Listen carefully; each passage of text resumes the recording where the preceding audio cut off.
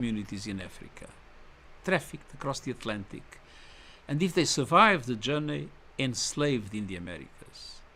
Millions more were born into bondage, brutally exploited for their labor, and denied their basic humanity. We honor their quiet resilience and courageous acts of open resistance. This global order prevailed for over 400 years and haunts our world even now. In systems and institutions shaped and enriched by chattel slavery, in social and economic inequalities rooted in past injustices, and in biases that permeate our culture and impact us all. On this International Day of Remembrance of the victims of slavery and the transatlantic slave trade, we are called to confront these legacies.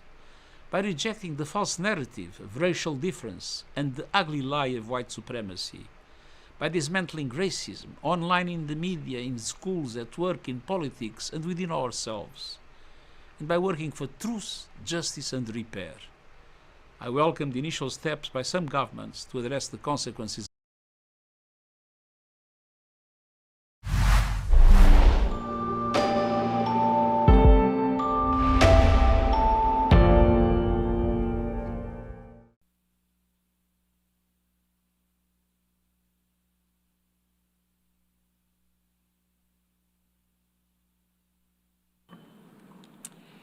Good morning. Please have a seat. The 75th plenary meeting of the General Assembly is called to order. The Assembly will consider agenda item 119, entitled Commemoration of the Abolition of Slavery and the Transatlantic Slave Trade, and in accordance with Resolution 73/345 of September 16, 2019, hold a commemorative meeting on the occasion of the International Day of Remembrance of the Victims of Slavery and the Transatlantic Slave Trade. I will now make a statement as the President of the General Assembly.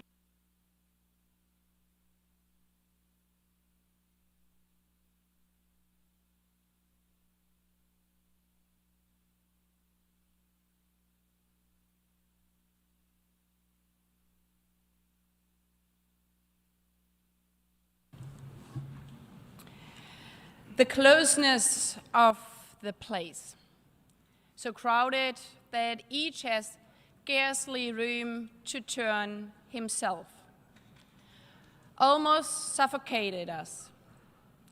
I was soon put down under the decks.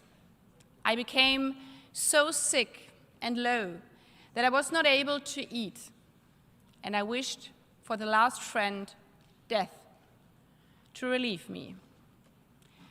These passages were written by Olajuwon Ekwano in his 18th century memoir. Ekwano, from what is now Nigeria, was stolen, shackled, and shipped like cargo, degraded, dehumanized. Mr. Secretary General, Mr. President, Excellencies, distinguished delegates. Tens of millions of others like Ekwano were ripped from their families, their countries and cultures, enslaved and sent to work in foreign lands, to cotton fields here in the United States, to sugar and coffee plantations in European-controlled colonies, in what is now Brazil, Barbados, Jamaica, and dozens more places. All far from home, far from family, far from life. Countless perished before ever reaching land. Those who survived were condemned to lives of servitude and forced by the lash and the whip, denied their freedom, their dignity, even their names. This is not only tragic history. The slave trade and slavery stand among the gravest violations of human rights in human history, an affront to the very principles enshrined in the Charter of our United Nations and the Universal Declaration of Human Rights, themselves born in part from these injustices of the past. Indeed, the memory of this atrocity is immortalized here at the United Nations in the Arc of Return and is commemorated in this hall year after year. Because while slavery itself has been abolished, its consequences endure, continuing to shape lives to this day. For descendants, it is inherited, manifesting as poverty, as prosperity. It was, to put it in colder terms, mass resource extraction. Those of us whose predecessors did not have to live through these atrocities can never truly fathom how dire the conditions on those boats must have been, nor how hopeless and heartbroken the people. But none of us could say we do not know the fate that they met. We have seen this time and again in movies and television, in books and literature. We've heard it from friends, families torn apart, women and men, children, slaving away in cotton fields and on plantations under scorching heat, women raped, men beaten, children born without hope of education or opportunity. Addressing these injustices is therefore a moral imperative, rooted in a collective responsibility to confront past wrongs and to shape a more just future. An imperative that requires storytelling, as Olaudah Equiano did in his memoir, and as Ms. Esther Phillips and Ms. Shahada Jack will do for us today. An imperative that demands action to challenge long-entrenched discrimination, raise awareness, and push for more just and inclusive society. And an imperative that calls for candid, even painful self-reflection and accountability. On this point, I welcome the debate, however challenging it may be, on today's resolution, as it demonstrates that that our UN is not shying away from hard conversations or topics, but addressing moral dilemmas head-on. Excellencies, while systematic slavery and the slave trade may be confined to the past, its roots of discrimination live on, as do grave violations of human rights. Indeed, in the middle of the last century, the world saw slavery transformed from legally sanctioned to clandestine, with new forms of forced labor, human trafficking, and debt bondage. We must therefore be tireless in pursuit of justice, ensuring that we remain active participants in the pursuit of dignity, accountability, and equality across generations. As Olaudah Equiano once said, "The duty I owe to my country will not suffer me to be silent." I thank you.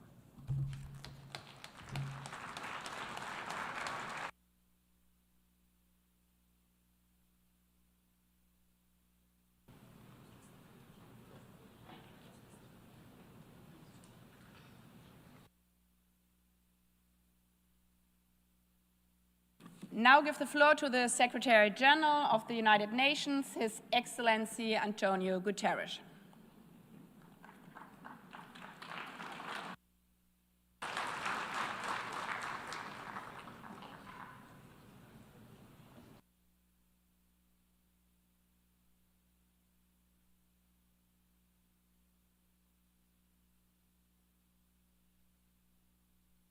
Madam President of the General Assembly, Excellencies, today we reflect on a deep betrayal of human dignity, the abduction of millions of Africans, stolen from families and communities they would never see again. Their trafficking across the Atlantic in conditions so cruel 1 in 7 did not survive the journey, and their enslavement in the Americas, where generations were brutally exploited for their labor and denied their basic humanity. These monstrous acts were the core of a global economic and social order. a system born of greed, built on lies, and enforced by violence. A system that prevailed for over 400 years and haunts our world even now. A system that reflected the worst of humanity. And that is why today is more than a time of remembrance. It's a moment to confront the lasting legacies of inequality and racism. We will never forget the victims of slavery. And we must never forget the malevolent system that sustained it for so long. I'm singing of the laws that deprived the enslaved people of literacy, autonomy, and humanity. The economic, financial, and trade networks that enabled elites and empires, including my own country, to amass wealth built on stolen lives and stolen labor. And the barbaric punishments that maintained control, from shackles and iron collars to flogging and sexual violence. This was not simply forced labor. It was a machinery of mass exploitation and deliberate dehumanization of men, women, and children. The wounds run deep and often go unrecognized. I've often said the transatlantic slave trade was a crime against humanity that struck at the core of personhood, broke up families, and devastated communities. To justify the unjustifiable, slavery's proponents and beneficiaries constructed a racist ideology, turning prejudice into a pseudoscience. This perverse global order thrived because power acted without conscience, and we must use our power for better ends. By reflecting the false narrative of racial hierarchy and calling out the ugly lie of white supremacy. By dismantling its damaging falsehoods online, in the media, in schools, at work, in politics, and within ourselves. And by working for truth, justice, and repair. We recognize the extraordinary courage of the enslaved. We honor their determination to be free, their quiet resilience and their organized resistance, their uprisings and acts of open defiance, their unbreakable human spirit. Now we must remove the persistent barriers that prevent so many people of African descent from exercising their rights and realizing their potential. We must commit fully and without hesitation to human rights, equality, and the inherent worth of every person. That is why the Second International Decade for people of African descent and the African Union's Decade of Reparations are significant. Let us use them to drive action in 3 critical areas: eradicating systemic racism, ensuring reparatory justice, and accelerating inclusive development with equal access to education, health, employment, housing, and a safe environment. I welcome the steps some countries are taking to apologize for their role in the evil of slavery and to join an honest dialogue about its lasting consequences. But far bolder actions and many more states are needed. And this includes commitments to respect countries' ownership of their own natural resources, and steps to ensure their equal participation and influence in the global financial architecture and the UN Security Council. I urge all member states to become state parties to the International Convention on the Elimination of All Forms of Racial Discrimination if they have not already done it. Excellences. Your Excellencies, we cannot continue to tolerate racial violence or bigotry. We cannot keep letting inequality and injustice be ignored. We must turn memory into progress and remembrance into responsibility. The world we seek, rooted in freedom, equality, and justice, is within reach. Let us honor the victims of the transatlantic trade, not only with our words, but with our work. Let us build a future where all human beings live and thrive in dignity. I thank you.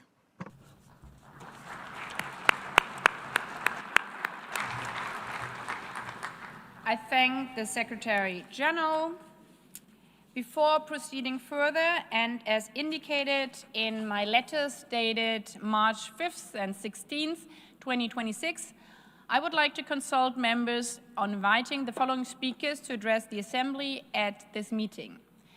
Ms. Esther Phillips, First Poet Laureate of Barbados, and Ms. Shadada Jack, First Youth Poet Laureate of Toronto, Canada. May I take it that it is the wish of the Assembly, and without setting a precedent, to invite these speakers to deliver statements at this meeting? It is so decided. I would like to propose that the list of speakers for this item to be closed in view of the large number of delegations inscribed on the list. Unless I hear any objection, I will take it that the Assembly agrees to close the list of speakers. It is so decided. I now have the honor to give the floor to Ms. Esther Phillips, First Poet Laureate of Barbados.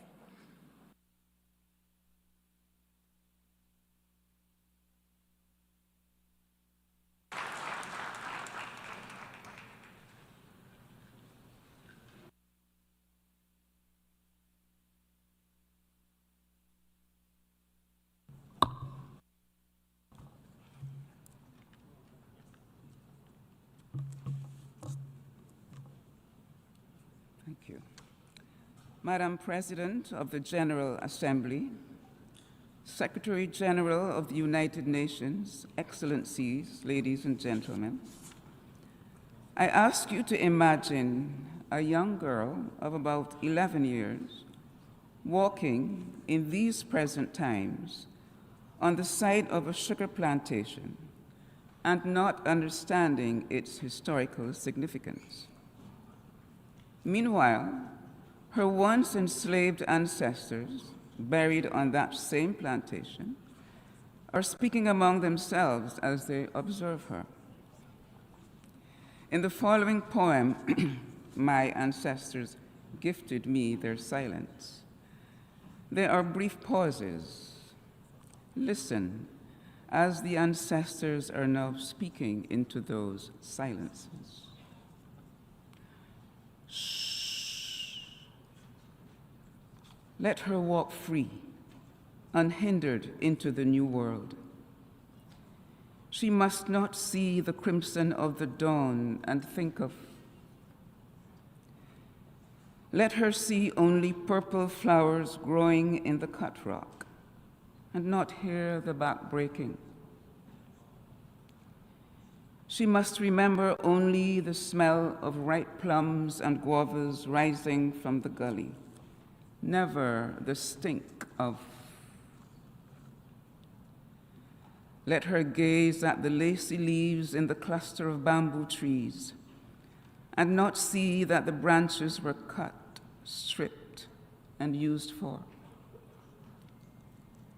The thick pole with holes cut into the crossbars was where the dark spot left on the ground by jamon berries was once the stain of.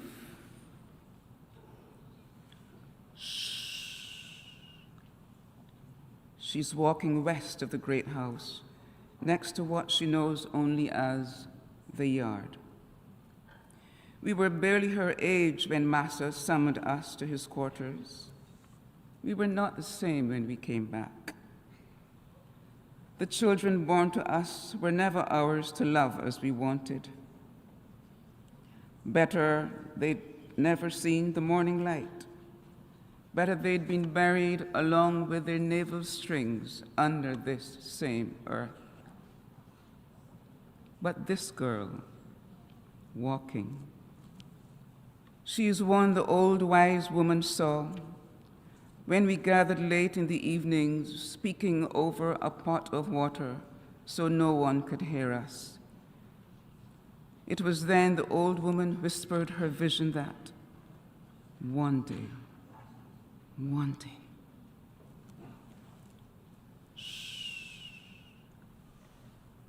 let the girl child think it's only birds, crickets, grasshoppers. The wind is slipping through the cuscus that she hears. never the sounds of our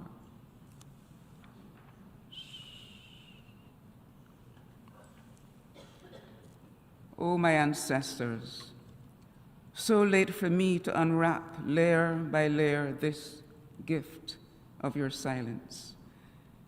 But today I place my birth call over my eyes so I may see, and I weep for the bones I find here, the solitary cowrie shell, a broken comb, shreds of the Osnaburg that roughened your once smooth ebony skin, gave no ease to your torn flesh. I shed these tears from my oblivion, false buffer of empire that shrouded my hearing, veiled my sight, turned me, bastard child, away from my true mother. Now I unwrap the love you forced into silence, like a hedge to protect me until the time would come for safer passage. What can I give you in return in these late years, this late awakening? The pledge of my voice, my words, the rest of this walking. My next poem attempts to express the feelings of an enslaved mother who knows that her child could be sold at any time. The name Odifo means survivor, although that survival may come sometime in the future. The title of the poem is Hard Love. She cannot stop her waters breaking, stanch the blood that comes with the birth of her son, or the flow of milk from her breasts. She holds him in her arms and feels the spirits of his fathers hover near. He is Odifo, Odifo, that is his name. She breathes the baby's name into his ear, into his spirit, so he may not forget. But even now she knows what cannot be. She must not fetter her son with tenderness. So as he grows, she flexes his feet and ankles to bear the weight of ball and chain, rubs her calloused hands down the soft skin of his back to ready him for whippings that will come. She lets the weight of her arms fall heavy on his neck as she hugs him. A yoke may be the collar he will wear. Some evenings she stands him near the cooking fire. She knows he must endure the searing of the branding iron deep into his flesh when he is marked, not with the name his fathers gave him, but as the property of the enslavers. These days in the fields the sun darkens. The white men have come like wild beasts on the hunt, and she knows, she knows. Just before daybreak one morning, Master sent for the boy, he must come. She whispers these final words to her son. You are Odifo, remember your name, Odifo. There's fear in his eyes, but also something deeper. My name is Odifo, he whispers back. 13 years old, and he's gone. He will not see how the bitter-tasting vine she's used to bind her too full heart unravels, nor her red-rimmed eyes when all that she's held in breaks loose. Excellencies, ladies and gentlemen, there remains a terrible breach, a gaping wound in the tapestry of humanity, indeed of the world. The name of that wound is the transatlantic slave trade, one of the worst atrocities inflicted by one group of human beings on another, and whose legacy remains to this day. The quest of Prime Minister Mia Mottley and others like myself is the reparation of that breach, perpetuated by racism and other forms of discrimination. According to legend, and there may be some truth in this, somewhere on the western shores of Africa, on the nights of the full moon, the elders light fires, hoping to light the way for the lost children of Africa to find their way back home. Members of the United Nations General Assembly, your very name implies commitment through your peace initiatives and humanitarian policies to igniting the fires of conscience, empathy, unity, and equity, so that home for all races and ethnicities is a place of belonging, of dignity, and no people are made to feel as if they are unwelcome strangers on this earth.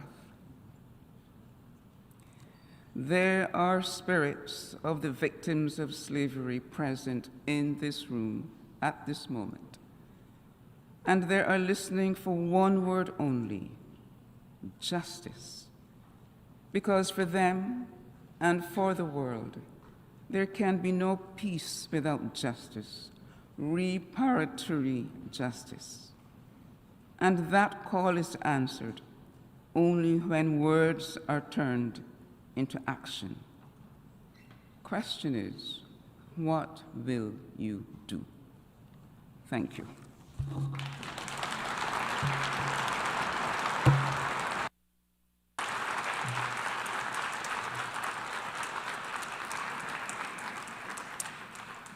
I thank you, Ms. Phillips, for your very strong and emotional words, and we should all not forget the name Odifo. I now give the floor to Ms. Shahada Jack, First Youth Poet Laureate of Toronto, Canada.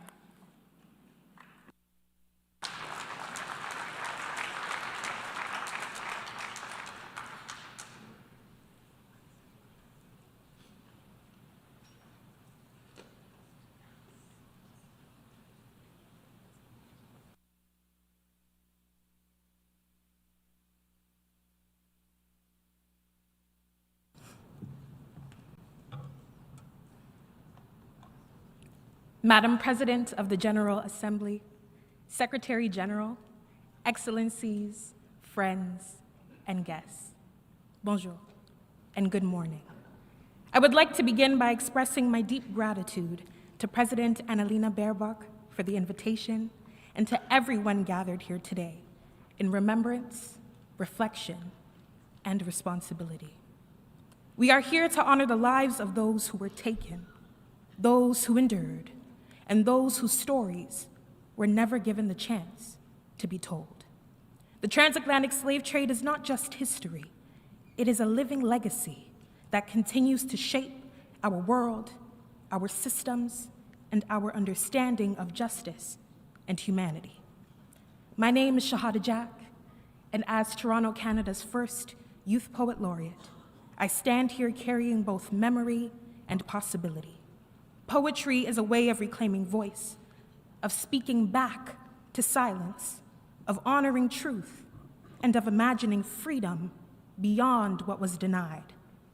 And spoken word is considered the closest and most foundational art form to African ancestral storytelling. So today, the poem I am sharing is titled Reclaiming Our Pen. It is an offering, it is a remembering, and it is a call for all of us, especially the youth in this room, to continue telling our stories loudly, truthfully, and without permission.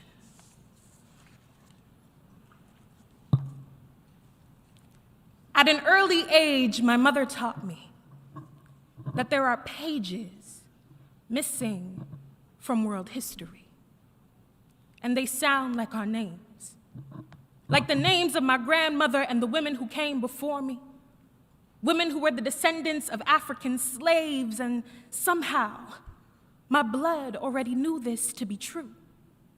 The world archives call this a trade, but my body remembers this as theft. My DNA remembers it as captivity and brutality. My DNA remembers its 2 million ancestors who died at sea. It remembers that before the ships and chains that we were whole, that our dignity was not something that we had to earn, but as something that we already carried. It remembers our liberty, not as a colonial gift, but as our innate birthright. See, my ancestors crossed oceans already free. Slavery was merely an interruption, not our origin story. For centuries, we existed as kings and queens before our being was deemed property. Now, museums profit off of our dynasties. Stolen heirlooms become historical artifacts. Our humanity now documented as mythology. See, history did not forget us or the spelling of our names. It simply stole the pen from our grip and edited us out, rewrote our realities and buried us in the margins. But they seemingly forgot that we were seeds.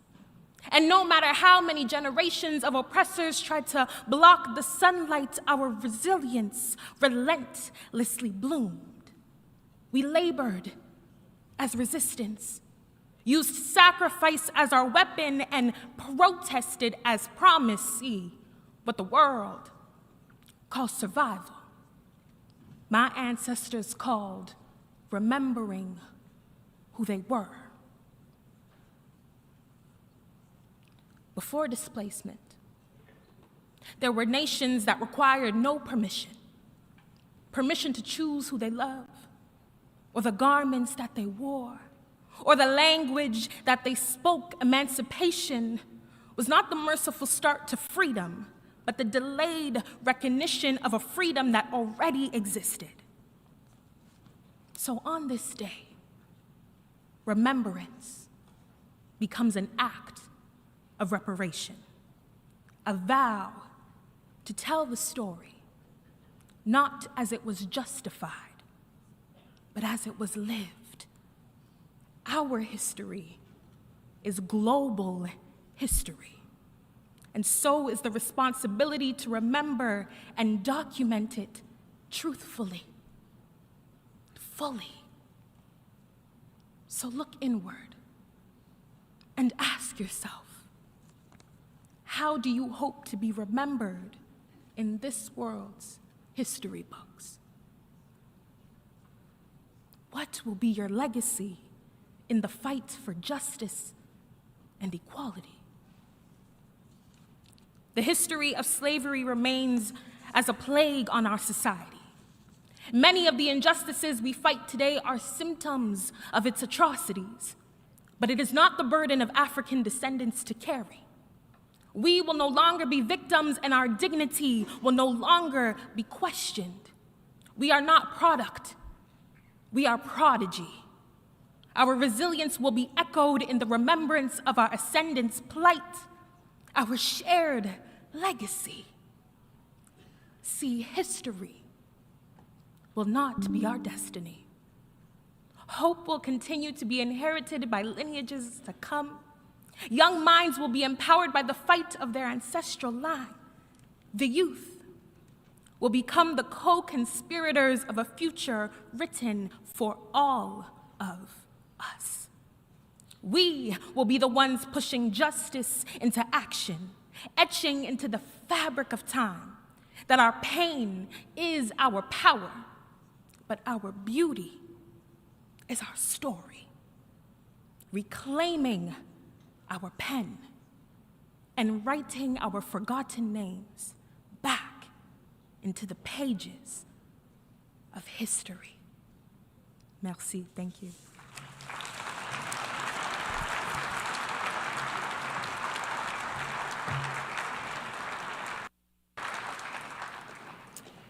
Ms. Jack, I thank you, and we're honored to hear your strong voice, not only for the youth, but also and especially for the youth.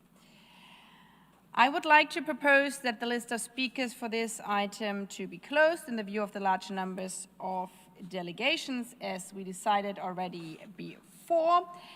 Before proceeding further, and as indicated in my letters dated 5th and 16th of March, we have also assumed to the speakers, and by this we are opening now our discussions on these proceedings.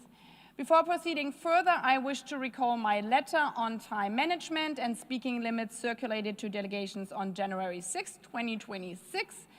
During this commemorative meeting, speakers are encouraged to adhere to the time limit of 5 minutes for statements made on behalf of a group of states and 3 minutes for delegations speaking in their national capacity. To assist delegations in managing their time, a countdown clock will be displayed on the screens, and I would really like to call and thank you for your cooperation. As the first speaker, I give the floor to His Excellency John Dramani Mahama, President of the Republic of Ghana, who will speak on behalf of the African states.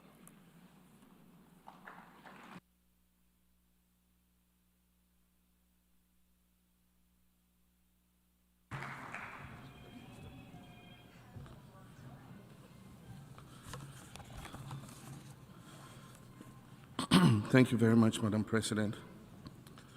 Your Excellency, Secretary General of the UN, Excellencies, permanent representatives, distinguished delegates, ladies and gentlemen.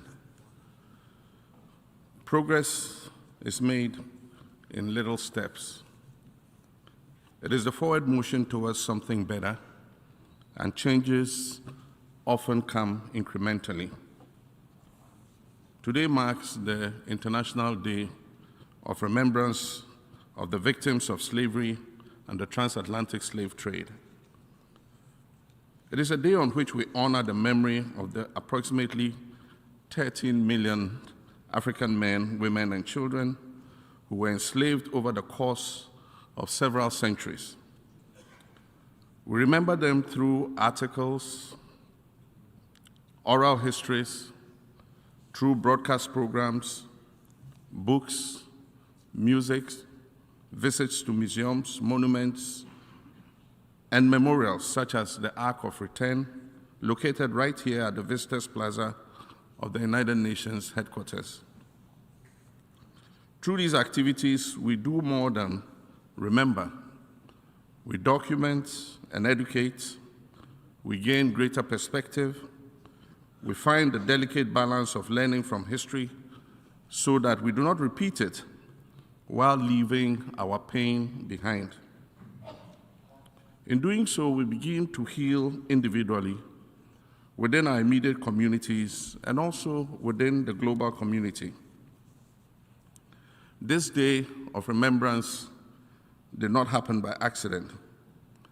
In 2006, our global community gathered here, just as we have done today, and resolved to designate the 25th of March of the following year a day of remembrance.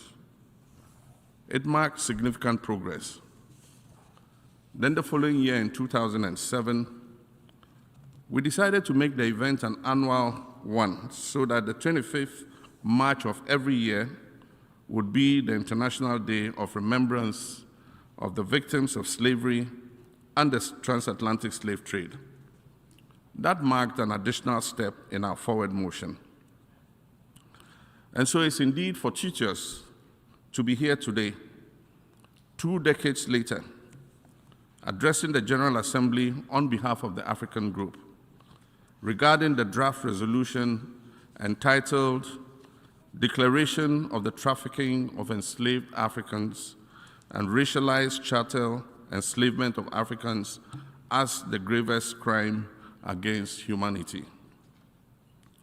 In September last year, at the 80th session of the General Assembly, I stood in this exact place and served notice that Ghana will move a motion to declare the transatlantic slave trade the gravest crime against humanity. This current draft resolution is a result of months of consultation and consensus building by continental bodies, nations, experts, scholars, and jurists, with the sole aim of achieving a united front and grounding the final outcome in truth, compassion, and moral conscience, remembrance, education, and dialogue. So today we come together in solemn solidarity to affirm truth and pursue a route to healing and reparative justice. The adoption of this resolution serves as a safeguard against forgetting. It also challenges the enduring scars of slavery. Madam President, let me conclude with two significant quotes by two great leaders of history, one of them white and one of them black. The former President of the United States of America, Theodore Roosevelt, said, and I quote, "With a great moral issue involved, neutrality does not serve righteousness. For to be neutral between right and wrong is to serve wrong." Again, civil rights leader Dr. Martin Luther King also reminds us, and I quote, "The arc of the moral universe is long, but it bends towards justice." We've traveled this long road, each step guided by a desire to be better and to do better, each step bringing us closer to the kind of world we would want to leave for our children. And so, delegates, on this beautiful day in March, we're called to stand on the right side of history. Let it be recorded that when history beckoned, we did what was right for the memory of the millions who suffered the indignity of the slave trade and those who continue to suffer racial discrimination. Let our vote on this resolution restore their dignity and humanity. I thank you for the opportunity.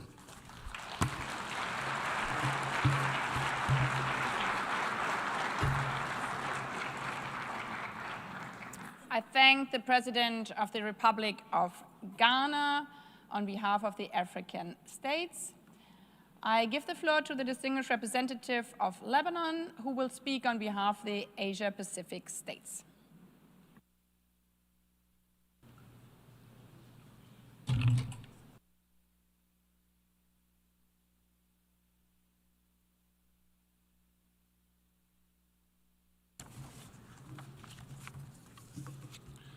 Madam President, Excellencies, I have the honor to deliver this statement on behalf of the Asia-Pacific Group, as we mark today the International Day of Remembrance of the victims of slavery and the transatlantic slave trade. As we commemorate this annual United Nations International Observance since 2007, we honor today the memory of the millions of women, men, and children who suffered, perished, and endured unimaginable hardship as a result of one of the darkest chapters in human history. Madam President, the transatlantic slave trade was not only a grave injustice that deprived countless individuals of their freedom, dignity, and humanity, but it also left enduring legacies of inequality, racism, and discrimination that continue to affect societies across the world. Remembering this history is essential not only to pay tribute to the victims and the resilience of their descendants, but also to confront the lasting consequences of this tragedy with honesty and determination. This day reminds us of our shared responsibility to preserve the truth of history, to promote education and awareness, and to stand firmly against racism, racial discrimination, xenophobia, and related intolerance in all their forms. Madam President, the fight against slavery is not only a legal or political obligation.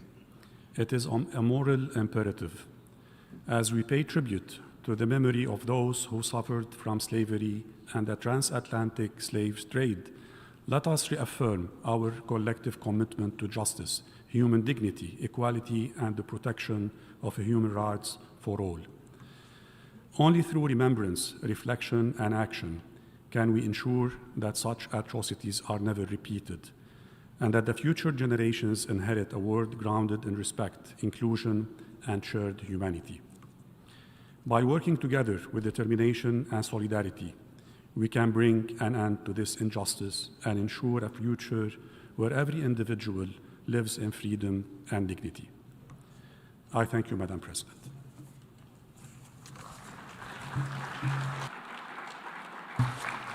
I thank the distinguished representative of Lebanon speaking on behalf of the Asia-Pacific states.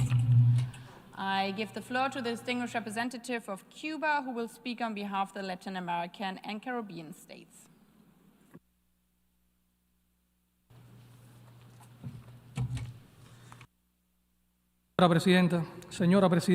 Madam President, Your Excellencies, distinguished delegates, friends, I have the honor to deliver this statement on behalf of the Group of Latin American and Caribbean States, GRULAC.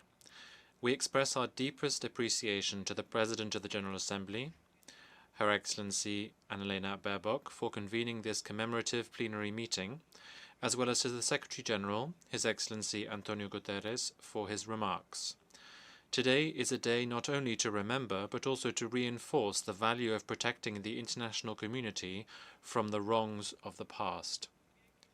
We would also like to thank Ms. Esther Phillips and Ms. Shahada Jack for participating in this meeting and for sharing their valuable insights.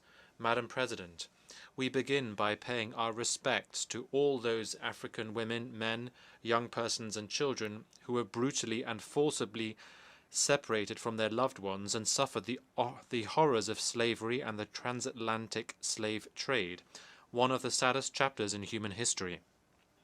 Today we also honor the indigenous peoples who have suffered and lost their lives as a consequence of the slave trade. The legacy of colonialism in Latin America and the Caribbean, resulting in deeply embedded and continuing structures of racism and discrimination, must not be forgotten or ignored. By remembering the past, we can contribute to a better understanding of this period in history and fight against its legacies, including racism and prejudice. We must also take action to dismantle racism and racial discrimination, including systemic racism, which continue to have an adverse impact on the lives of people of African descent around the world. Madam President, convened today under the theme Justice in Action, Confronting History, Advancing Dignity, Empowering Futures, we emphasize the need to progress from remembrance to action, from sympathy to commitment. The international community must take progressive steps towards achieving the 2030 Agenda for Sustainable Development and implementing the Durban Declaration and Programme of Action, which acknowledges that slavery and the slave trade are a crime against humanity and should have always been so. The Group of Latin American and Caribbean States notes that in 2026, we will commemorate the 25th anniversary of the adoption of the Durban Declaration and Programme of Action, one of the most important international instruments in the fight against racism and in the promotion of racial equality. In this regard, we note with appreciation the ongoing negotiations of the Declaration on the Human Rights of People of African Descent as a milestone in the commemoration of this anniversary. The Group of Latin American and Caribbean States echoes the Secretary General's call for reparatory justice and to put in place reparatory justice frameworks to address this terrible history and its legacies. Reparatory justice is essential for repairing the present and building a future founded on dignity and justice. Collective action to advance the just and strong call for reparations is required. The group calls on member states to continue their efforts to integrate a comprehensive understanding of the legacy of the transatlantic slave trade into educational curricula. It is essential that we continue to educate the public, including children and young people, about the history and impact of the slave trade, as a way of addressing its legacy and promoting action against racism, racial discrimination, hate speech, and prejudice, as well as a means for reconciliation and equality. Those who do not learn from history are doomed to repeat its mistakes. Madam President, today it is imperative that we recognize the legacies of slavery and the fact that slavery and slavery-like practices still persist in the form of structural racism, racial inequalities, underdevelopment, marginalization, and socio-economic disparities affecting Africans and people of African descent throughout the world. The international community cannot stand by and do nothing in the face of such challenges. We must work together to dismantle the transnational criminal structures that perpetuate these and other forms of exploitation and oppression. The legacy of slavery must become a distant memory that will never be repeated. The group welcomes the proclamation of the Second International Decade for People of African Descent, 2025-2034, which will help to intensify our efforts to fulfill our shared commitments to recognition, justice, and development for people of African descent. The group reaffirms its support for the initiatives, mandate, and valuable work of the Permanent Forum on People of African Descent. Ending slavery's legacy of racism is critical for building a future of dignity and justice. Much remains to be done to achieve the full equality of every individual in our region and throughout the world. We must continue to work together to take progressive steps towards addressing racial discrimination, racism, and hate, while mobilizing political will and resources. Let us continue to work towards a world that leaves no one behind. Thank you very much.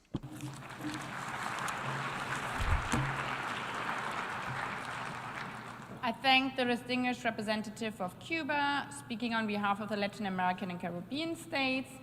I give the floor to the distinguished representative of the United Kingdom, who will speak on behalf of the Western European and other states.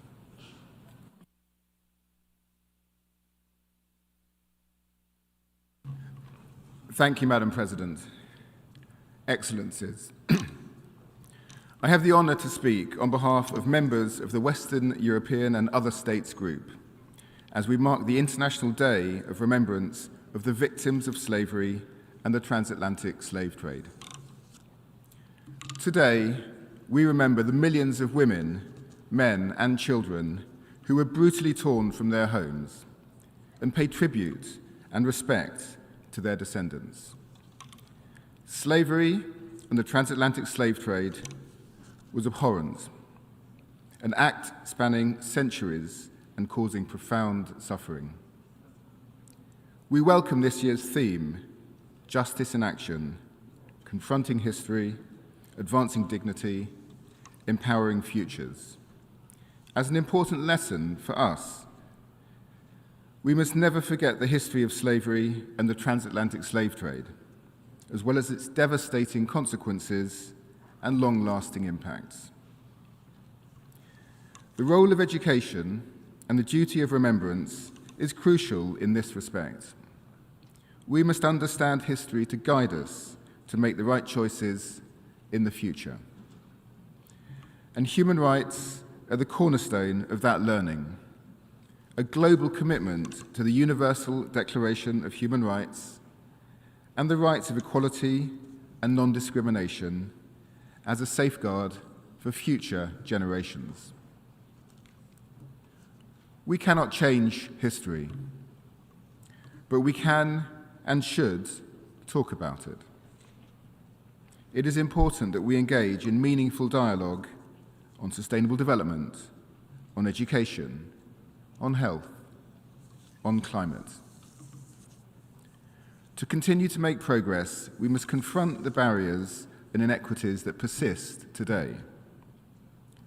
We remain committed to tackling these root causes by addressing racial discrimination, combating racism and xenophobia, and challenging all forms of intolerance wherever they appear. We recognise the establishment of a second international decade for people of African descent and the important work of the Permanent Forum in promoting and protecting human rights. We reaffirm our commitment to fully implement the International Convention on the Elimination of All Forms of Racial Discrimination. Colleagues, we must also address the scourge of modern slavery and related forms of exploitation, including trafficking, forced labour, sexual exploitation, and forced criminality, mainly of women and girls, but also boys and men. Modern slavery has increased and forms of exploitation continue to evolve, including trafficking for forced criminality into online scam operations. We welcome the political declaration agreed at the 4th high-level appraisal of the Global Plan of Action to combat trafficking in persons, which reaffirms commitments to tackle these challenges.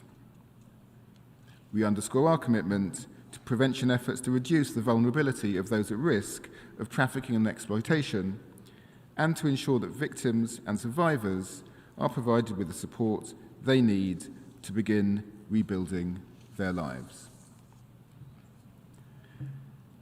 Madam President, while we cannot rewrite the past, we can choose how it guides us and strengthens our resolve to build a more just and inclusive future.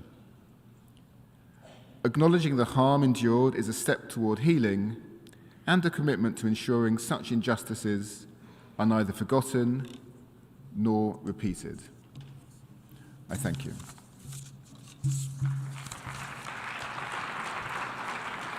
I thank the distinguished representative of the United Kingdom speaking on behalf of the Western European and other states.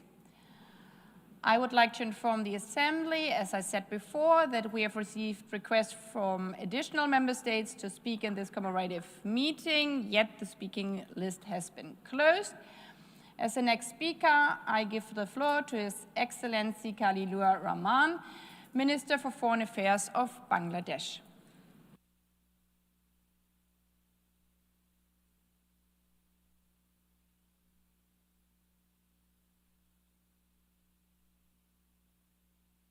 Thank you, Madam President. Excellencies, ladies and gentlemen, it is indeed an honor for me to join this very important commemoration. At the outset, let me pay tribute to the millions of victims of slavery and the transatlantic slave trade, which remains a permanent scar on humanity, our common consciousness, and a stark reminder of moral degradation beyond comprehension. I also honor the extraordinary courage of those who stood against slavery and slave trade. My country, Bangladesh, stands firmly against apartheid, slavery, and genocide. Our Constitution rejects imperialism, colonialism, racism, and oppression. We firmly believe that no human being should ever again face the appalling tragedy of slave trade. Excellencies, this year we are observing the centenary of the 1926 Slavery Convention, and we are almost 80 years into the adoption of the Universal Declaration of Human Rights that prohibited slavery and the slave trade. Yet, we must acknowledge that the ideologies of slavery did not end with its abolition. They still persist today in social hierarchies, economic structures, and political systems. we continue to witness modern-day slavery in many forms and manifestations.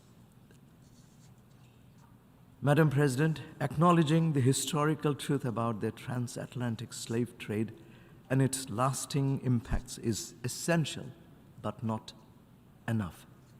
As we strive to realize the 2030 Agenda, we must renew our resolve to combat human trafficking.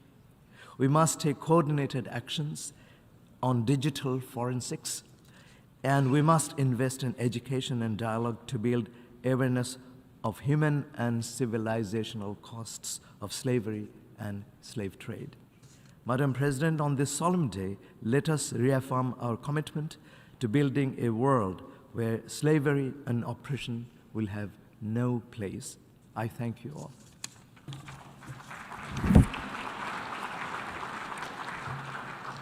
I thank the distinguished representative and Minister for Foreign Affairs of Bangladesh. I now give the floor to the next speaker, Trinidad and Tobago, on behalf of the Caribbean community.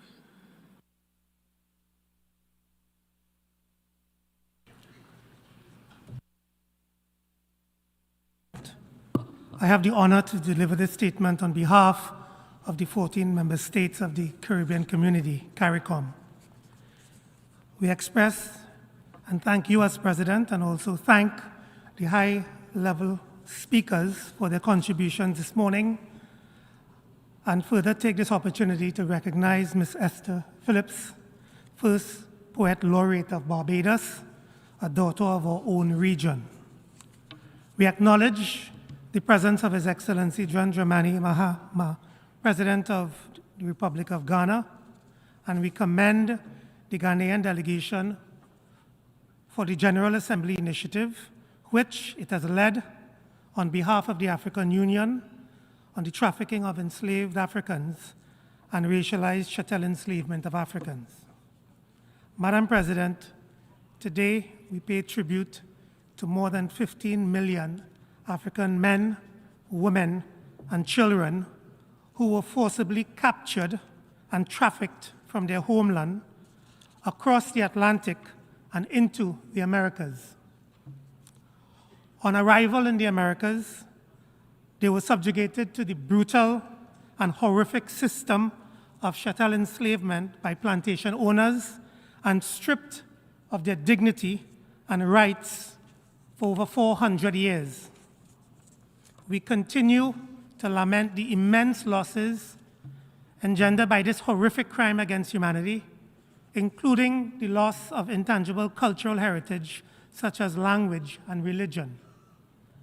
We also pay tribute to the millions who died on the journey through the Middle Passage as a result of the unspeakable conditions to which they were subjected, and to those who chose death over a life of bondage. The Ark of the Return, the permanent memorial to honor the victims of slavery and the transatlantic slave trade here at the United Nations headquarters, stands as a solemn reminder of those atrocities, their enduring legacies, and the responsibility we bear to confront them with honesty and resolve. CARICOM believes it is imperative to shed light on the past as a way of not only acknowledging history and truth, but also confronting it and understanding its continuing implications, though many decades have passed. We therefore remain strong advocates for comprehensive education and awareness to improve knowledge and understanding of the transatlantic slave trade. Madam President, we use this occasion to also pay homage to our forebears who resisted oppression and fought for their freedom and rights. Their victory over their colonial oppressors paved the way for the exercise of the right to self-determination and for us to develop our free societies and our people. Their uprisings, revolutions, and resistance movements changed the course of history, championing, in the face of oppression, their conviction that human rights and dignity belong not to a select few, but to all. The transatlantic slave trade constituted a crime against humanity and has left behind deep and persistent wounds in our societies. A significant number of citizens of CARICOM member states are people of African descent. Today, the legacies of this brutal era continue to manifest in our lives and societies, contributing to factors that drive high national debt, persistent poverty, psychological and generational trauma, health challenges, and certain social ills. Slavery and its transatlantic slave trade also ingrained in societies across the world the false doctrines and ideas of racial superiority, entrenching the scourge of racism and racial discrimination against Africans and people of African descent, which remains as one of the most egregious legacies of this period. This year, as we commemorate the 25th anniversary of the Durban Declaration and Program of Action, we do so in acknowledgement of the persistent challenges we face in eradicating racism and racial discrimination across the globe. Member states must work collectively to address this problem. If not meaningfully addressed, the legacies of the transatlantic slave trade will continue to hinder the progress of people of African descent across the world. We have a responsibility to ensure that people of African descent are not left behind. CARICOM calls for the repatriated justice is firmly grounded in the region's 10-point plan of reparatory justice, which elaborates a pathway to securing justice for victims of crimes against humanity, the atrocities and exploitation of colonialism, and the enduring legacies thereof. CARICOM also welcomes the convening of the 5th session of the Permanent Forum of People of African Descent to be held in Geneva in the coming month, and we encourage the active participation of member states. Madam President, as we reflect on this commemorative day, let us do so with a view to not only acknowledging the past, but to developing the necessary pathways to secure a better future for all, grounded in our resolve to create a more fair, equal, and just world for current and future generations. I thank you, Chair. I thank the distinguished representative of Trinidad and Tobago on behalf of the Caribbean community. I now give the floor to the distinguished representative of the European Union on behalf of the EU and its member states.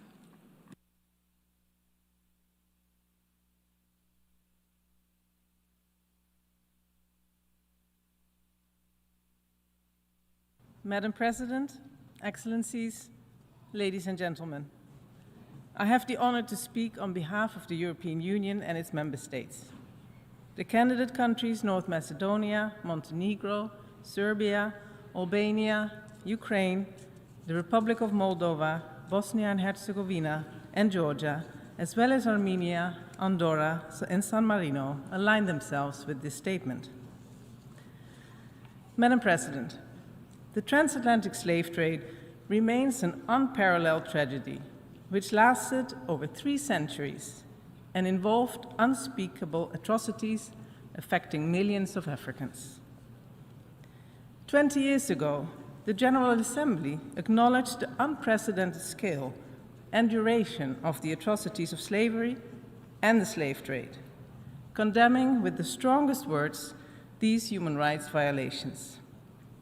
The EU and its member states are actively engaged across all relevant fora to make progress on this issue, and we demonstrated our commitment through concrete domestic and international action. While the wrongs of the past cannot be undone, we must learn from them and strive to redress their enduring consequences in full adherence to international law by dismantling barriers and addressing the disparities that still prevent the full and equal participation of descendants in all aspects of society. We must continue to support efforts to shed light on the history of slavery and the transatlantic slave trade, as well as their causes, devastating consequences, and long-lasting impacts. We also acknowledge that more must be done to take into account the consequences of the transatlantic slave trade. This demands collective effort, rooted in a shared commitment to remembrance and the need to continue combating slavery in its contemporary forms. The EU and its member states remain open to every meaningful opportunity that fosters consensus and unity on this important matter. Still today, despite universal prohibition, slavery and slavery-like practices in the form of trafficking of persons for criminal or political purposes and other forms of modern slavery persist and constitute flagrant and daily violations of human rights. The EU is firmly committed to eradicating these abhorrent practices and actively works to eradicate slavery in all its forms through both legal frameworks and policies. The EU's Charter of Fundamental Rights enshrines the right to human dignity with the prohibition of slavery, forced labor, and trafficking in human beings. The EU regulation on prohibiting products made with forced labor reinforces this stance, enabling us to remove such goods from our single market, whether they are produced domestically or imported.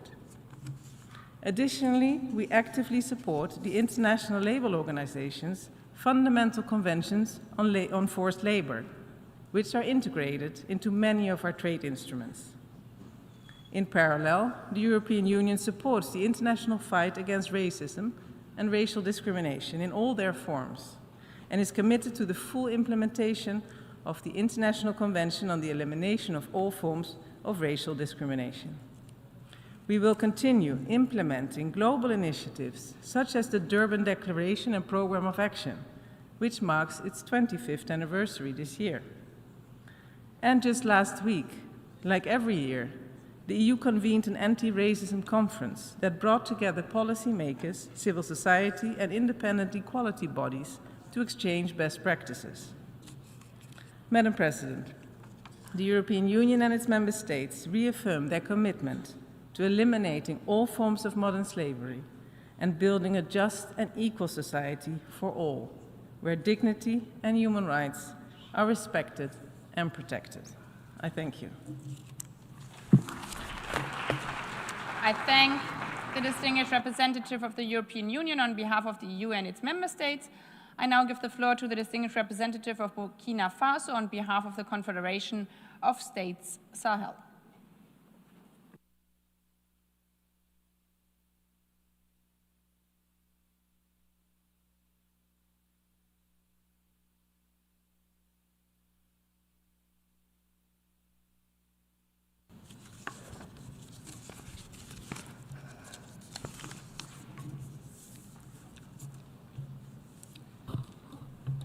Excellence, Madame.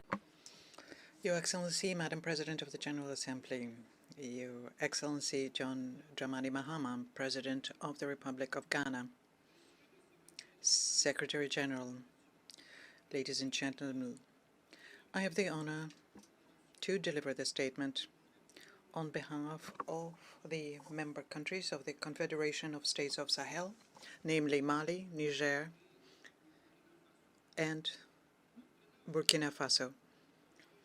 On this day of commemoration of the abolition of slavery and the transatlantic slave trade, the member countries of the Confederation bow with respect before the memory of all of the innocent people who suffered unjustly from these abhorrent acts.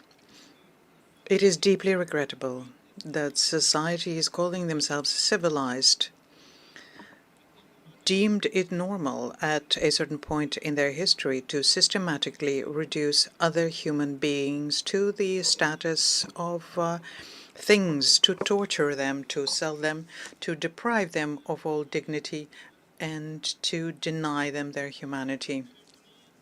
Today's ceremony must not be limited to simply honoring the memory of the more than 10 million Africans who were deported and enslaved in inhumane and degrading conditions. It must also serve as an opportunity for us to identify the responsibility for the harm done to Africa and to humanity as a whole, and to affirm a strong collective commitment to act for justice so that such atrocities never happen again.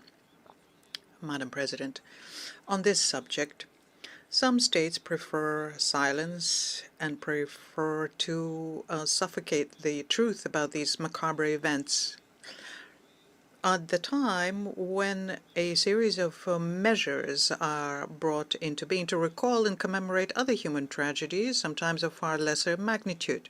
The Confederation of Sahel States believes, on the contrary, that the truth must be brought to light and the reparations must be pursued. And the current context calls for this, as certain nations continue to treat Africa as a private domain, to the point where their parliamentarians, like the slavers of yesterday who decided on the fate of millions of Africans, now presume to legislate on the internal affairs of the sister country, the Republic of Niger.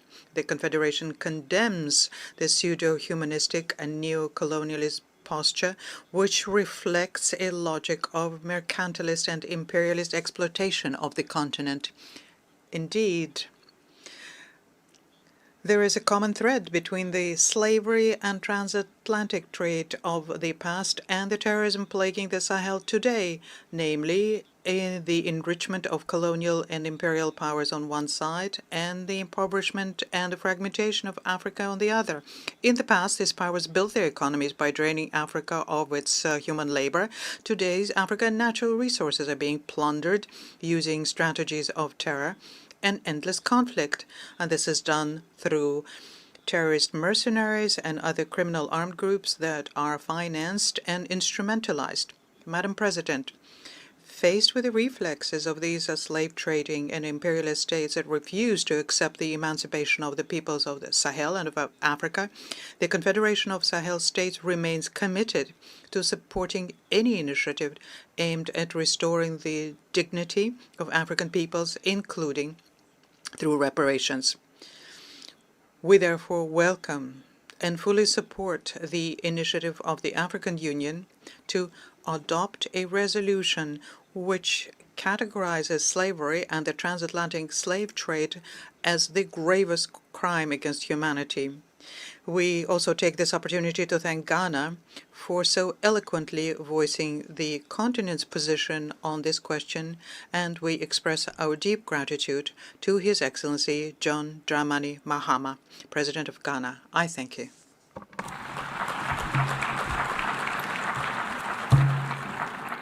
I thank the distinguished representative of Burkina Faso on behalf of the Confederation of States Sahel. I now give the floor to the distinguished representative of Cyprus, followed by the Russian Federation and Equatorial Guinea.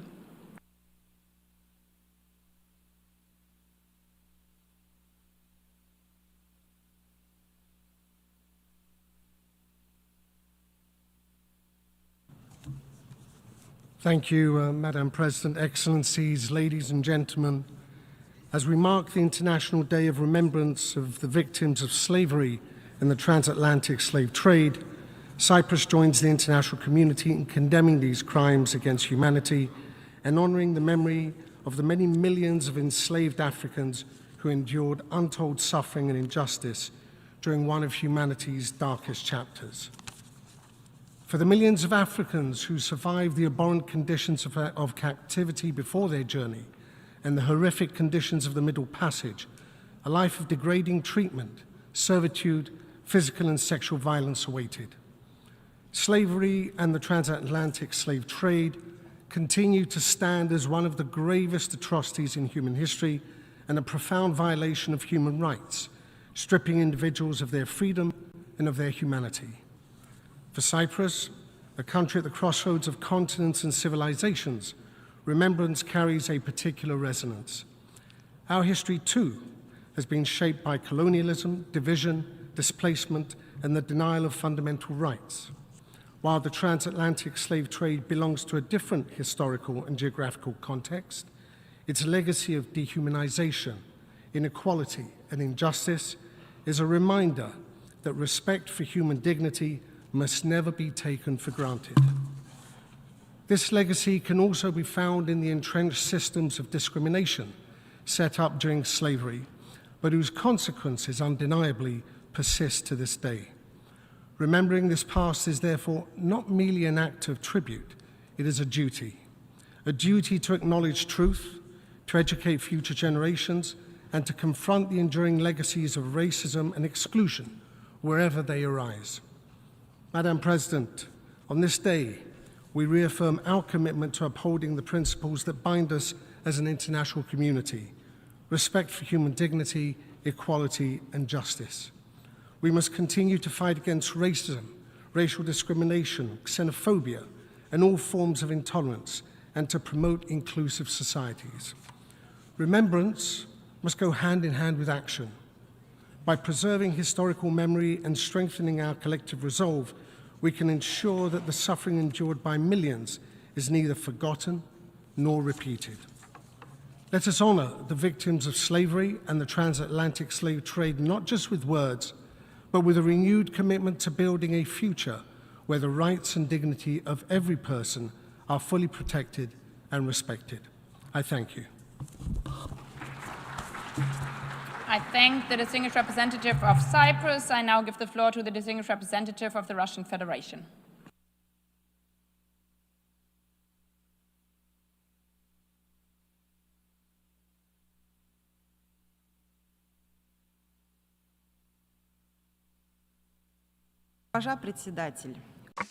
Madam President, the UN was established more than 80 years ago, and the purpose was to end the legitimacy of the racial supremacy theory and to confirm faith in the worth and dignity of a human being in the developing of friendly relations between nations on the basis of the principle of equality and self-determination.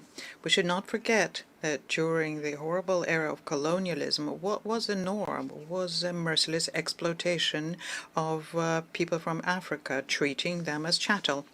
It is notable that it was the colonial policy and practice which expressed itself in slave trade, apartheid, and other forms of racism was the source and feeding ground for Nazism, which launched the most horrid world war in the history of humankind.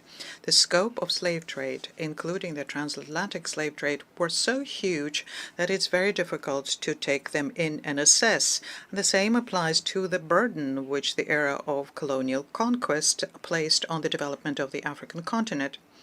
It was in Africa that the first genocides of the 20th century took place.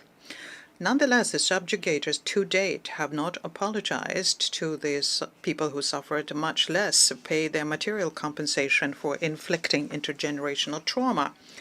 Russia played a key role in adopting in 1960 at the UN of the Declaration on Granting Independence to Colonial Countries and Peoples, and extended every assistance to the Africans in their struggle of national liberation, creating their statehood and economy, ensuring their defense, preparing their specialists.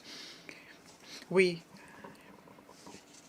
laud the way they broke colonialism, and we pay a great deal of attention to reparatory policy of the continent, and we intend to work together with our African friends on this, including through the Russia-Africa Partnership Forum.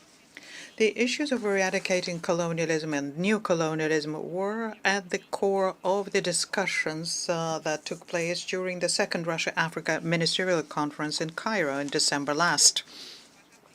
Madam President, the only opportunity for us to avoid repeating the tragedies of the past is if we keep the memory of the historic truth.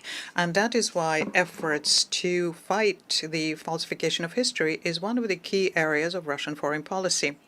In this regard, we would like our support to the draft resolution submitted by Ghana on behalf of the African group on the declaration on the transatlantic trade and racialized slave trade as a gravest crime against humanity.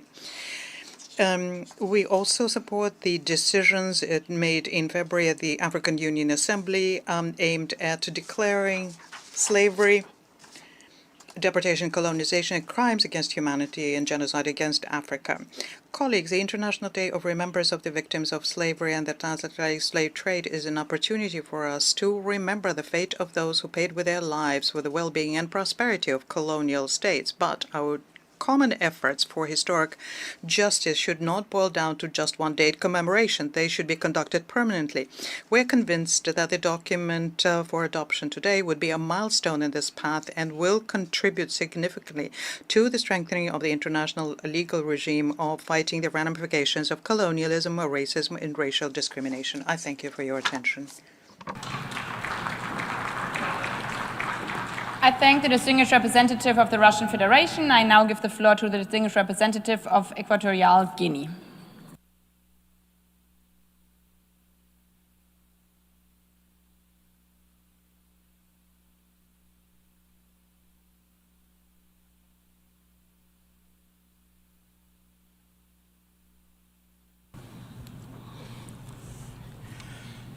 Excelentísima señora.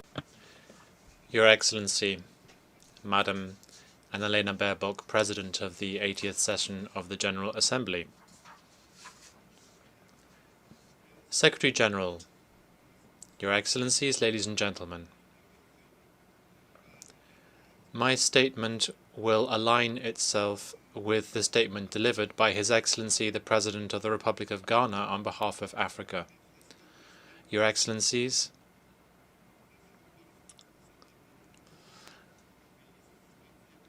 President of Ghana, we would like to welcome you to New York and thank you for your statement on behalf of Equatorial Guinea.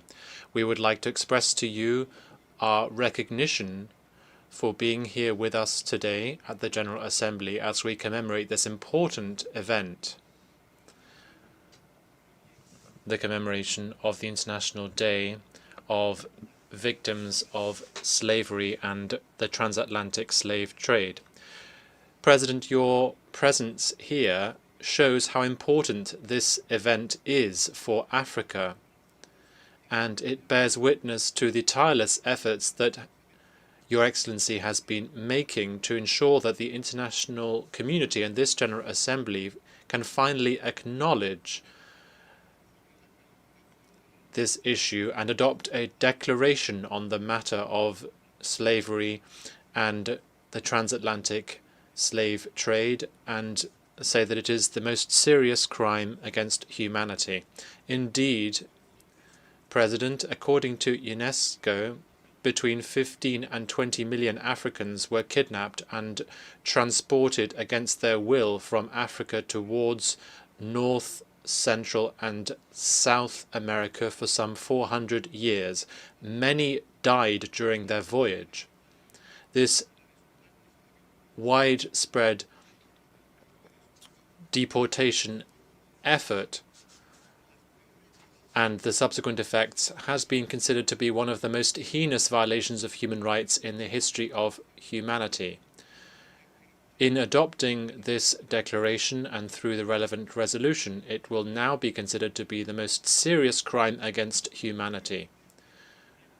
The effects of this horrendous crime can still be seen in Africa, and the legacy of this continues to have repercussions today in the lives of persons of African descent around the world.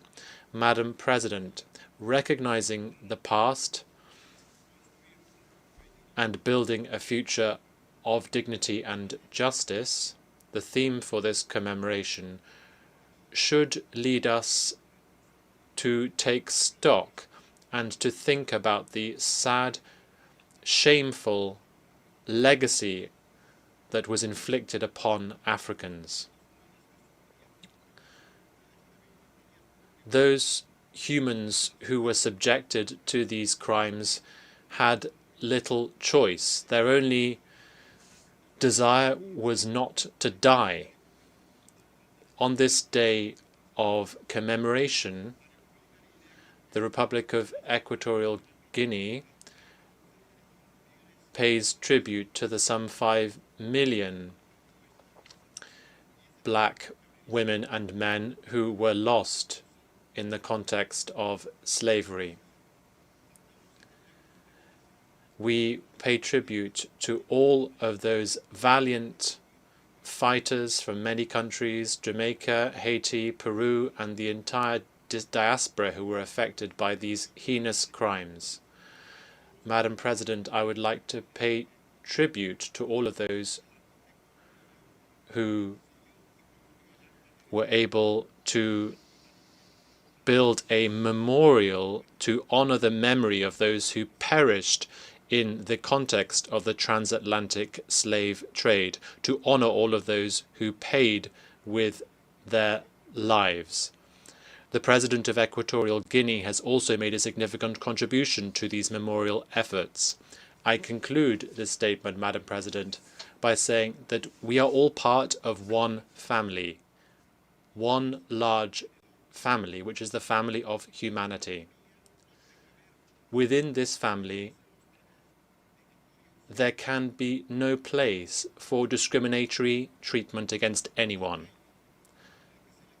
This year, as we mark the 100th year of the abolition of slavery at the League of Nations in 1926, we all need to honor the memory of those who perished, and we need to say that we must work together and say clearly, never again.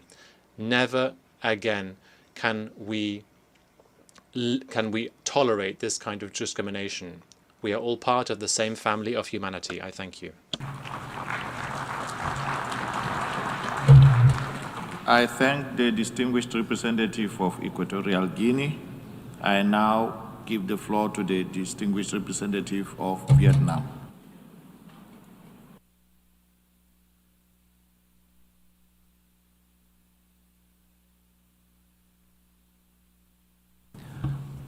Madam President, Excellencies, Vietnam aligns itself with the statement delivered by Lebanon on behalf of the Asia-Pacific Group and wishes to make the following remarks in its national capacity.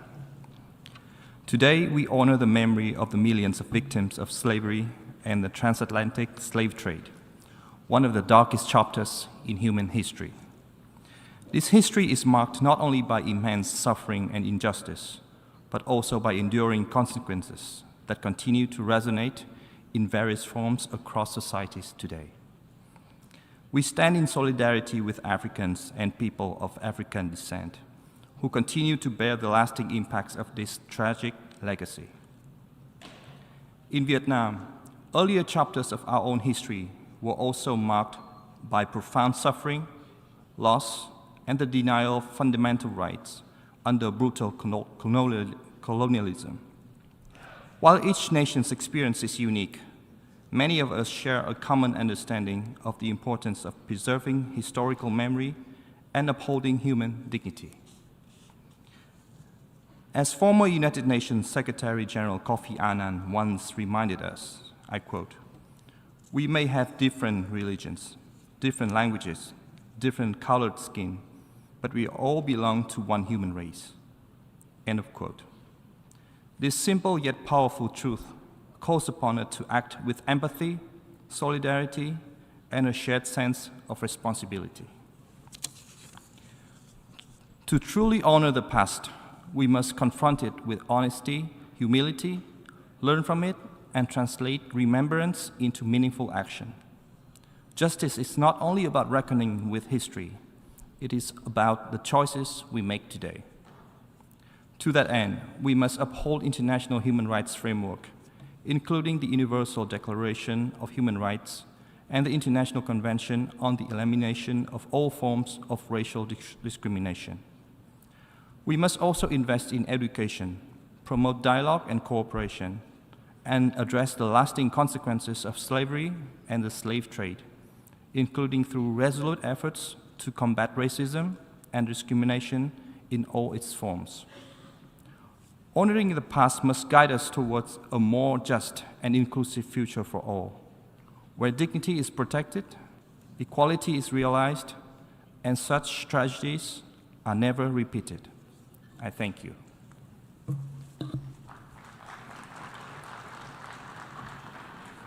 I thank the distinguished representative of Vietnam. I now give the floor to the distinguished representative of the Bolivian Republic of Venezuela.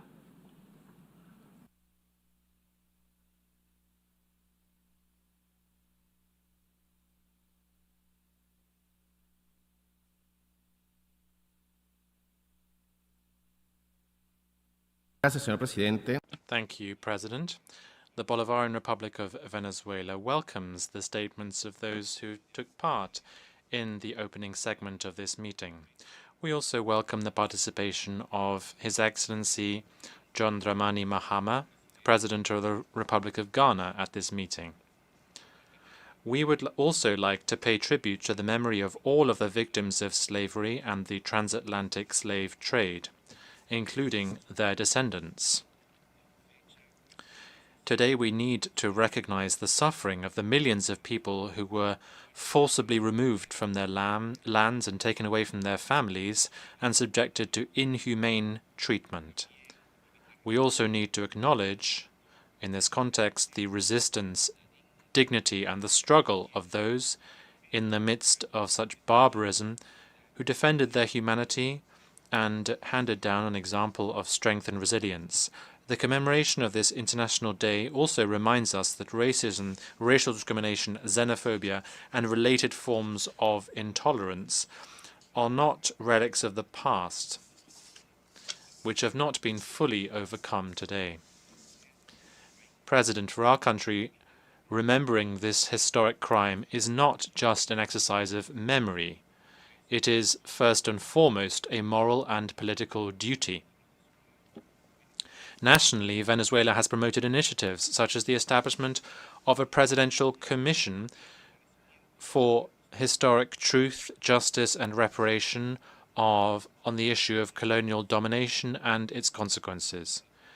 At the United Nations, within the Group of Friends in Defense of the UN Charter, we pushed forward the adoption of Resolution 80/116, which established the 14th of December as the International Day against colonialism in all of its forms and manifestations. We take this opportunity to recognize the leadership of the African Union and the Republic of Ghana at the helm of this draft resolution on the declaration of transatlantic slave trade and racialized slavery of Africans as one of the most heinous crimes against humanity, which will shortly be considered by this General Assembly. Our country has supported this draft resolution from the very beginning, and we invite all delegations to support this initiative by voting in favor of it.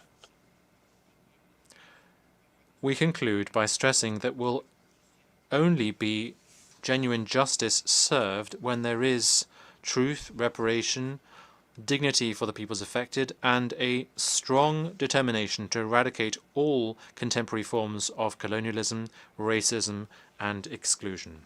Thank you very much, President.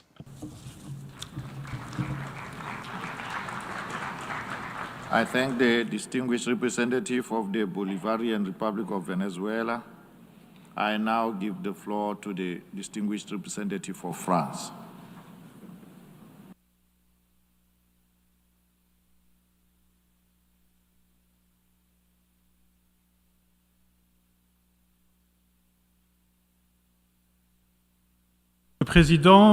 President, ladies and gentlemen, distinguished colleagues, I quote, recognizing slavery and the transatlantic slave trade perpetrated from the 15th century onwards in the Americas, the Caribbean, and in the Indian Ocean and Europe against African, Native American, Malagasy, and Indian peoples are a crime against humanity. It is in these words that France, the first country in the world, officially recognized this crime 25 years ago, unambiguously through a law that carries the name of its author, Christian Taubira, and which touches on the ideals of justice, fraternity, and solidarity, which are the basis of the United Nations. The abomination of slavery affected tens of millions of men, women and children for centuries, riding roughshod over their human rights and denying dignity. We commemorate with you the memory of the victims of this barbarism and the memory of those who fought it, the memory of those who worked to see it abolished. In the sinister litany of crimes that humanity has afflicted on itself, the Shoah, apartheid, ethnic cleansing and mass murders, yes, slavery and the slave trade should be recognized for what they were, an abomination. Recognizing the truth of history and the duty of memory is what we need to do here at the UN. In order for the memory of slavery and the slave trade to be better understood and better known, we must support the work of historians. We must counter denialism and the fake news on social media, which is the new cancer of our time. France is fully committed to do this by working also with our overseas territories and with the African diasporas and our African partners. In 2019, we set up a foundation for the memory of slavery, and we will shortly be inaugurating in Paris the National Memory for Victims of Slavery at the very place where the Universal Declaration of Human Rights was adopted. We are setting up binational commissions of historians who are responsible for looking into our common past, for instance, with Haiti. We will continue to support the work in this regard of the UN, such as the UNESCO network of places of history and memory. We must redouble efforts to combat racism and modern forms of slavery, which are universal struggles. We must enforce the International Convention on the Elimination of All Forms of Racial Discrimination, and we must continue this struggle even in the digital domain where hate speech can flourish. At a time when forced labor, domestic slavery, sexual exploitation, and migrant trafficking are rife, we need to ensure respect for the relevant ILO conventions and the UN Convention on transnational organized crime. France supports the drafting of an international convention in this domain. President, the duty of civilization means that we must unashamedly combat the instincts of violence and destruction that humanity can harbor. Remembering the horrors of slavery and the slave trade is not just honoring the memory of the victims, it is also protecting the world and humanity. I thank you.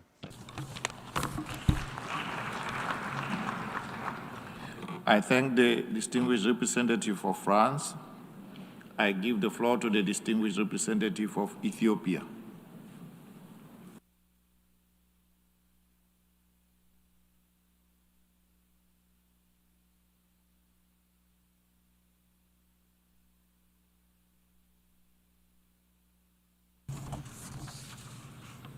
Thank you, Mr. President, Excellencies, distinguished delegates. I thank the President of the General Assembly for convening this important meeting. My delegation aligns itself with the statement delivered by Ghana on behalf of the Africa Group. Ethiopia joins the international community in solemn remembrance of millions of African men, women, and children who were subjected to the horrors of slavery and the transatlantic slave trade. This day stands as a reminder of the gravest crime against humanity and historical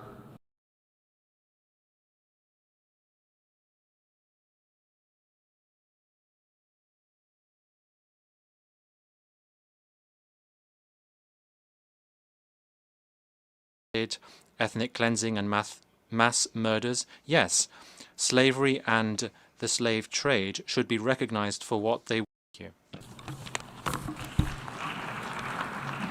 Slavery, and we will shortly be inaugurating in Paris the National Memory for Victims of Slavery at the very place where the Universal Declaration of Human Rights was adopted.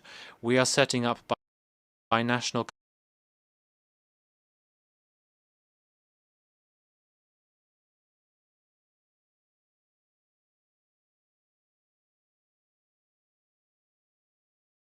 commissions of historians who are responsible for looking into our common past, for instance, with Haiti. We will continue to support the work in this regard of the UN, such as the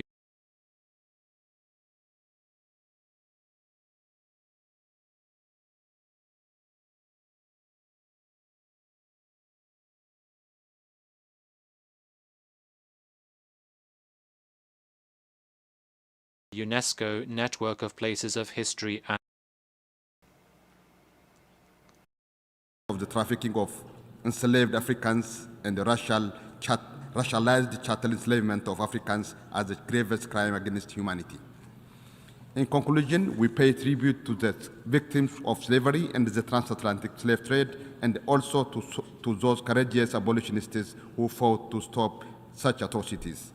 We hope this day would serve as a first step to renew our collective determination to rectifying the damage and build a world founded on the inherent dignity of all humanity.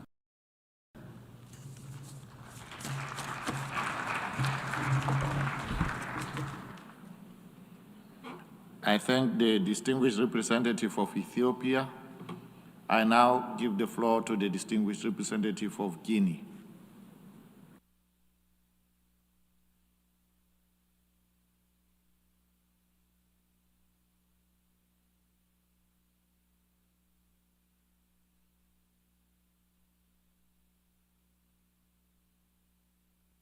Monsieur le Président, Mr. President, Your Excellencies, ladies and gentlemen, my delegation aligns itself with the statement made on behalf of the African Group, and we extend congratulations to His Excellency Mr. John Dramani Mahama, President of the Republic of Ghana, who is an advocate for justice and reparations of Africans. We thank him for his leadership on this cause, sadly an inheritance of more than 2 billion people in the world.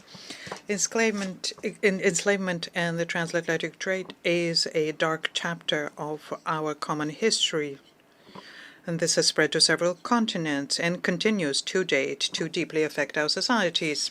For 4 centuries, anywhere between 12 to 20 millions of Africans have their lives destroyed through an odious system which anchor the capture, deportations, or racialized enslavement at the heart of their state. In the history of humanity, no crime has accumulated at the same time the same number of victims, duration, commodification, dehumanization, as was done by slavery and transatlantic trade. No crime produced consequences which were as lasting, in particular, the large-scale destruction of African societies, enshrining racialized inequalities, which unfortunately continue to be the structure of many ways of thinking, including in international relations. It's essential to reject these ways of outdated thinking and to redouble our efforts to fight against all kinds of enslavement, racism, systematic inequality, and structural injustice. Mr. President, on this day of remembrance, it is our duty to reaffirm our collective commitment to intensify our efforts to recognize the historic truth and to undertake measures to provide reparations for crimes. This is not so as to reopen historic divisions, but to recognize reality and the scope of this tragedy, and to make sure that justice is done, and this is begun by recognizing facts. Reparation and justice measures have to be extended to education and awareness raising, especially through forward-looking governance systems which protect human rights, which used to exist in African societies and were deliberately weakened and destroyed by slavery. In this regard, the Kurukan-Fuga Charter, or the Mandinka Charter, proclaimed in 1236, on behalf of the President of Guinea, reiterates its congratulations to the Republic of Ghana for the efforts which resulted in submitting to our Assembly a draft resolution on trafficking and racial enslavement, and we urge all delegations to endorse this resolution, because by doing thus, we will be reaffirming our commitment to liberty, justice, equality, and the respect of human dignity. I thank you. I thank the distinguished representative of Guinea. I now give the floor to the distinguished representative of Colombia.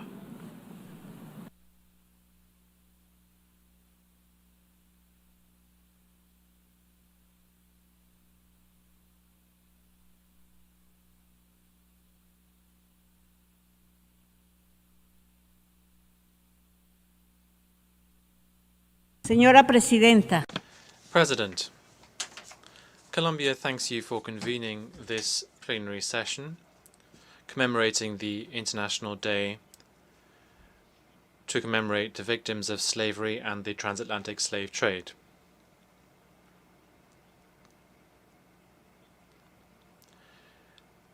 This forum is particularly relevant within a global context where there are narratives that are resurging that aim to deny the past, to play down its effects, or to dehumanize people based on race, gender, sexual orientation, nationality, or religion. I would like to quote President Gustavo Petro. "There is just one humanity, and we can overcome the current problems of our time, the climate crisis and poverty, by beginning with a dialogue between civilizations who acknowledge their differences." Slavery, the transatlantic slave trade, and colonialism are matters that left scars that still remain. In Colombia, we are well aware of the significance of these issues. They are part of our identity, our struggles, and our commitments.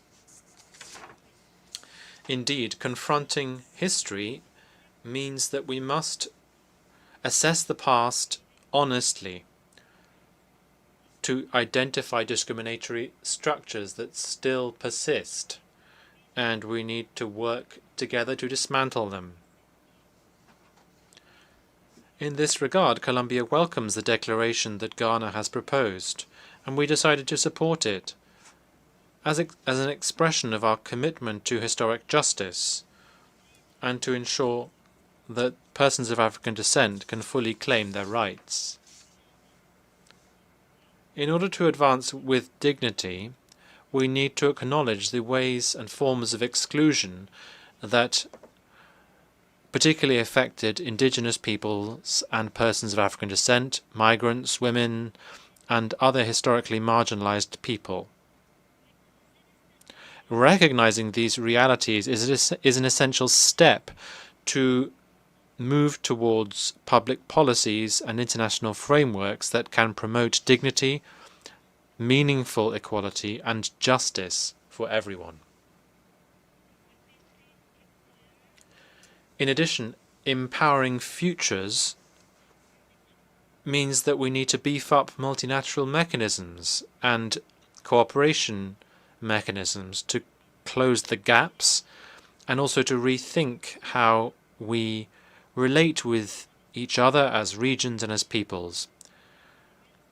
With this in mind, Colombia convened the high-level forum between ECLAC and Africa that was held in Bogota, where we started a bi-regional conversation on how we can redesign our means of cooperation, trade, mobility, and knowledge.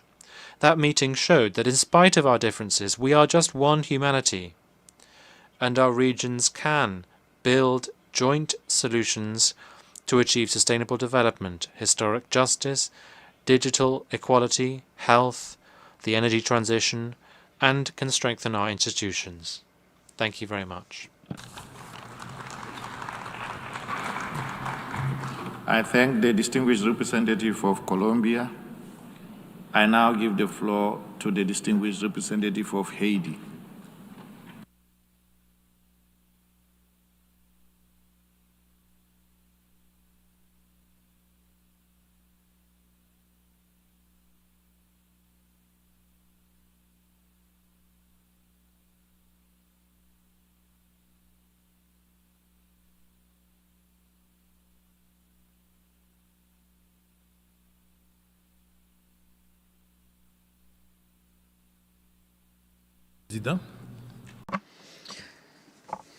Mr. President, Your Excellencies, ambassadors, ladies and gentlemen, Haiti welcomes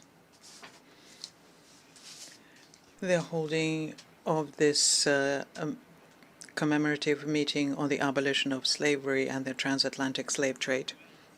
For us in Haiti, this more than just a symbol, this date. This is a duty of memory for us, a moral obligation, and a collective responsibility. We fully align ourselves with the statement made by the President of the Republic of Ghana and with the statements made by GRULAC and CARICOM. Mr. President, there are silences that carry across centuries, silences heavy with chains, with suffering and shattered lives. Today, as we take the floor, we do not want to speak only for ourselves, but we want to speak on behalf of all of those whom history has silenced for too long. Women, men, children torn from their land, stripped of their names, their dignity, and their humanity. Today we speak so that they may never again be forgotten. The transatlantic slave trade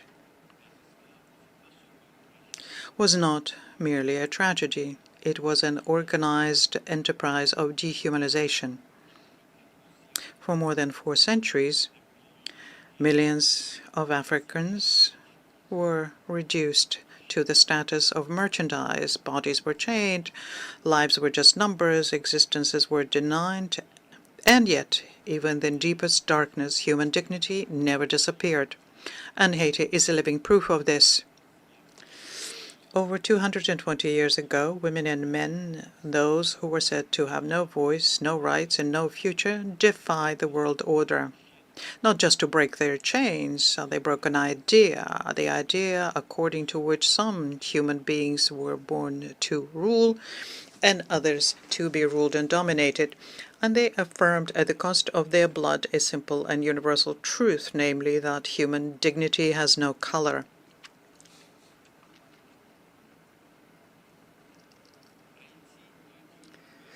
And Haiti says today very clearly that our fight against racism cannot be candid and sincere unless it's accompanied by justice. In every time a child crosses a border in fear, every time one life is deemed less worthy than another, every time history is forgotten, it's a part of the same tragedy which continues. This is a fairly simple truth, but it seems to have forgotten. Haiti was born out of rejection of slavery, rejection of racism, rejection of the denial of humanity. And today it stands before you with an unbroken conviction. The world imagined by those women and men in 1804, a world of equality and dignity, has yet to be achieved. I thank you for your attention.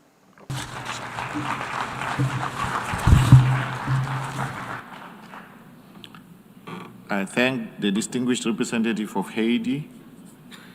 I now give the floor to the distinguished representative of Namibia.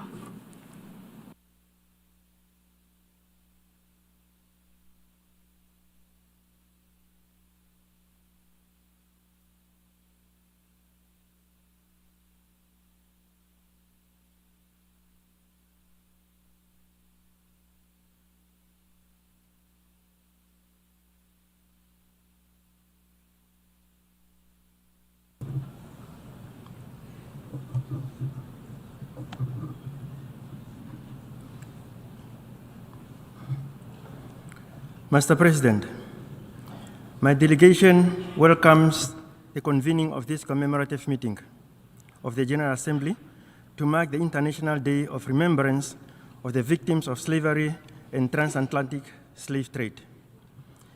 Namibia aligns itself with the statement delivered by His Excellency John Dramani Mahama, President of the Republic of Ghana and African Union champion on advancing the cause of justice and the payment of reparations to Africans on behalf of the African states.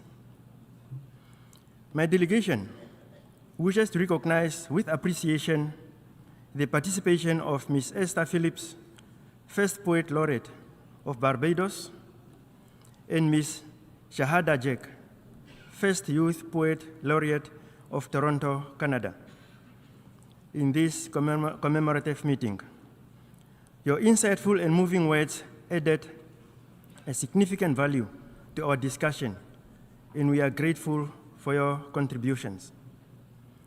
Mr. President, my delegation commends Ghana for its courage and leadership in advancing our shared commitment to addressing historical injustices committed against Africans and the people of African descent through transatlantic enslavement, colonialism, and apartheid, as well as the inequities that persist in the international economic and political orders.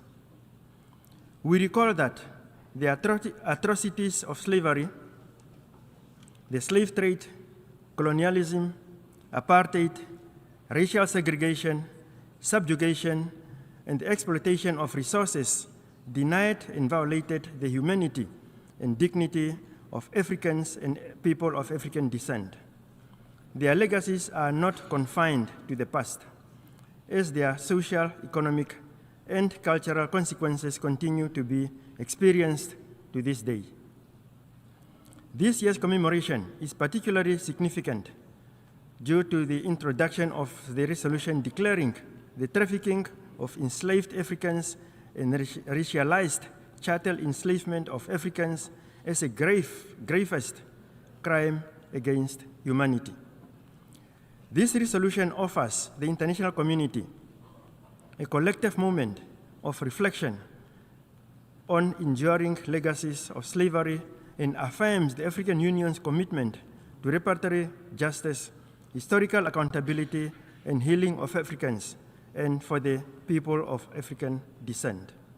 Excellencies, although the international community formally committed itself over a century ago to end slave trade, including through decolonization efforts and the codification of human rights, justice remains incomplete.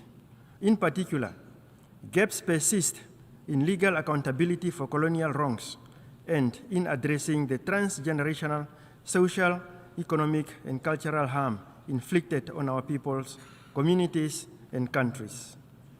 This resolution, therefore, represents an important multilateral step in advancing truth, remembrance, learning, and collective moral responsibility, while keeping open pathways for continued dialogue on reparatory justice. I thank you.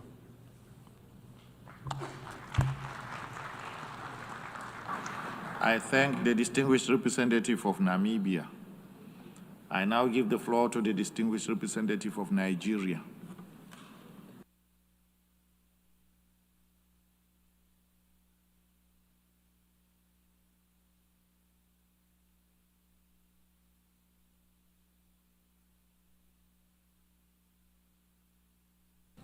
Mr. President, Excellencies, distinguished delegates, Nigeria aligns itself with the statement delivered by His Excellency John Dramani Mahama, President of the Republic of Ghana, on behalf of the African Group and for his leadership in the discourse on this important issue, and in our national capacity underscore the historic importance of this event. We join the global community in the spirit of profound solemnity to honor the memory of the millions of African men, women, children who were victims of the transatlantic slave trade. This was not merely a dark chapter in history, it was a 400-year crime against humanity that fundamentally altered the trajectory of the African continent and the modern world. For Nigeria, this remembrance is personal. The shores from which our ancestors were taken are not merely geographical or geographic markers, they are sacred sites of memory, resilience, and unfinished justice. Confronting history requires history. The transatlantic slave trade was a systemic engine of exploitation to foil the industrial and economic rise of distant shores. Nigeria therefore maintains that true justice begins with a global curriculum that accurately reflects this history, ensuring that the roots of systemic racism and prejudices are identified and dismantled at their sources. Mr. President, advancing dignity is at the heart of our collective responsibility. As we navigate the international decade for people of African descent, we must recognize that the broken bones of slavery have manifested in modern society in systemic marginalization and racial profiling. Therefore, combating modern slavery is essential by eradicating contemporary forms of servitude, including human trafficking, which continue to stain our global conscience. Nigeria stands in solidarity with the people of African descent and calls on all member states to support the resolution to be tabled today.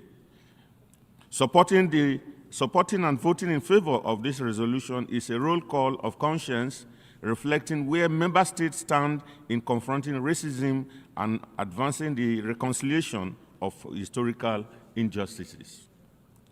Mr. President, in conclusion, we should not let this day end in reflection alone, but it should mark a renewed resolve, a collective commitment to transform memory into action, injustice into equity, and pain into purpose. In doing so, we affirm not only the dignity of those who were lost, but the promise of those who carry their legacy forward. I thank you.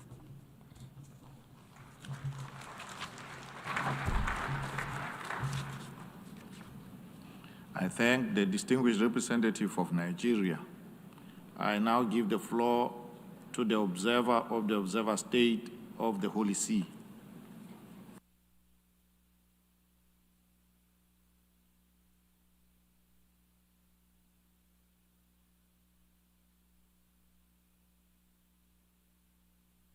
President, on this International Day of Remembrance of the Victims of Slavery and the Transatlantic Slave Trade, the Holy See delegation joins others in honoring the memory of the millions of people who were victims of enslavement.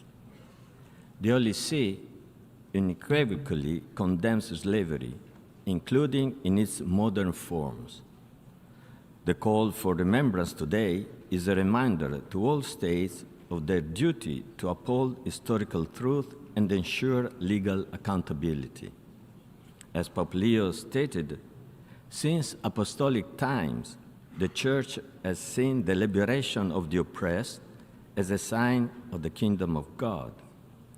This mission of liberation has continued throughout the centuries through concrete actions, especially when the tragedy of slavery and imprisonment has marked entire societies. These convictions have been expressed in numerous papal documents. For example, as early as 1435, Pope Eugene IV condemned the enslavement of the inhabitants of the Canary Islands and excommunicated those who refused to free them. Subsequently, in 1888, Pope Leo XIII condemned slavery as contrary to the Christian values, recalling that God, having created man a reasonable being and after his own likeness, he wished that he should rule only over the brute creation and not be the master of man. Mr. President, the draft declaration under consideration contains a partial narrative, which regrettably does not serve the cause of truth. Historical memory, when based on accurate and impartial historical information, together with education and awareness raising, plays a fundamental role in preventing the recurrence of such grave scourges of humanity. At the same time, it is important to reaffirm that under international law, modern slavery constitutes a crime against humanity when committed as a part of a widespread or systematic attack directed against a civilian population. Therefore, the Holy See reaffirms that no one should be held in slavery or servitude as set out in the Universal Declaration of Human Rights. Mr. President, allow me to conclude with the words of Pope Leo, who reminded us that the freedom that Christ gave us is not only interior, it manifests itself in history as love that cares for and frees us from every bond of slavery. Thank you. I thank the observer of the Observer State of the Holy See. I now give the floor to the observer of the International Authority on Development.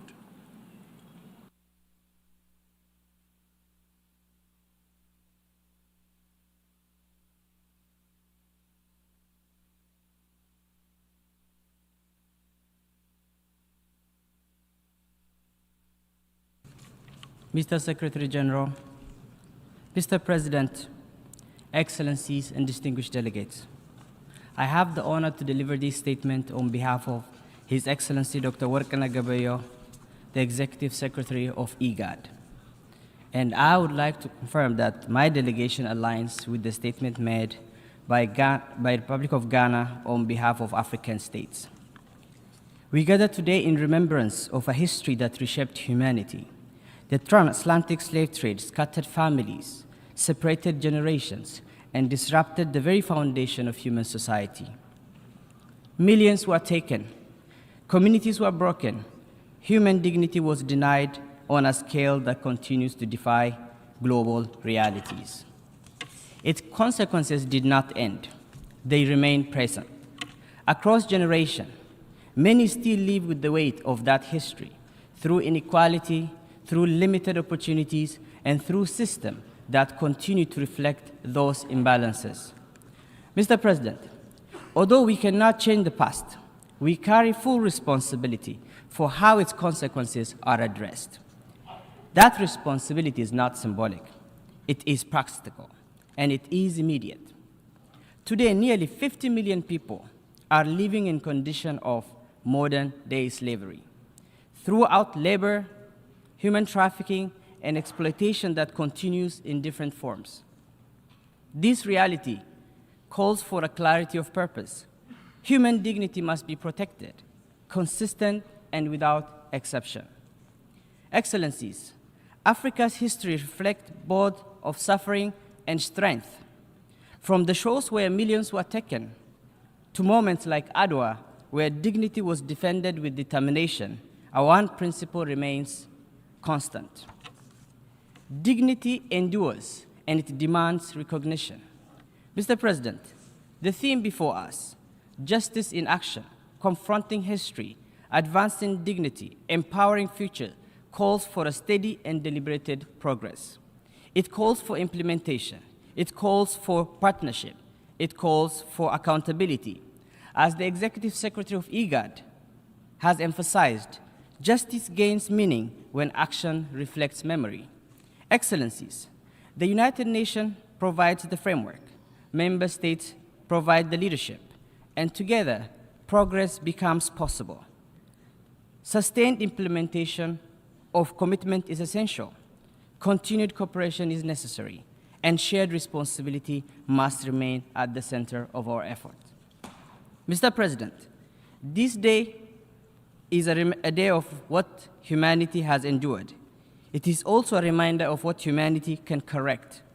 Through consistent effort, through principled action, and through collective resolve, we can continue to advance dignity and inclusion.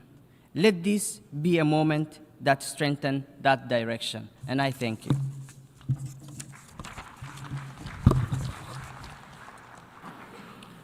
I thank the observer of the International Authority on Development. We have had the last speaker in this commemorative meeting. The Assembly has thus concluded its commemorative meeting to mark the International Day of Remembrance of the Victims of Slavery and Transatlantic Slave Trade. Action on the draft resolution submitted under this item will take place after the collection of the ballots for the appointment of members of the board of the 10-year framework of programs on sustainable consumption and production patterns. The Assembly has thus concluded this stage of its consideration of Agenda Item 119. The Assembly will consider Sub-Item 1 of Agenda Item 115 entitled Appointment of Members of the Board of the 10-year Framework of Programs on Sustainable Consumption and Production Patterns. Members will recall that the Assembly, by its Resolution 67/203 of 21 December 2012, decided to establish the 10-member board consisting of 2 members from each United Nations regional group.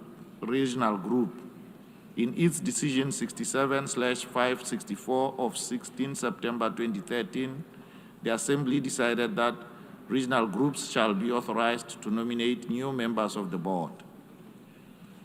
Furthermore, by its resolution 69/214 of 19 December 2014, the Assembly decided that the duration of subsequent terms for members of the board shall continue to be 2 years, starting on 16 September of every second year, and that the United Nations regional groups may nominate one of their existing 2 members of the board for 1 consecutive term, while ensuring that no member state is eligible to serve more than 2 consecutive terms and taking into account the importance of ensuring continuity and rotation in the work of the board. Members will also recall that in its decision 78/418A of 13 August 2024, the Assembly decided that the 2-year term of the members of the board shall begin on 21 March 2024, the date of their appointment, taking into account Resolution 69/214 of 19 December 2014. The Assembly subsequently appointed members of the board for terms ending on 20 March 2026. Consequently, the Assembly needs to appoint 10 members of the board for a new term of office. Bearing in mind the provisions of Resolution 69/214 as outlined above, I propose that the new 2-year term of the members of the board shall begin on the date of their appointment, that is today, 25 March 2026. May I take it that the Assembly wishes to proceed accordingly?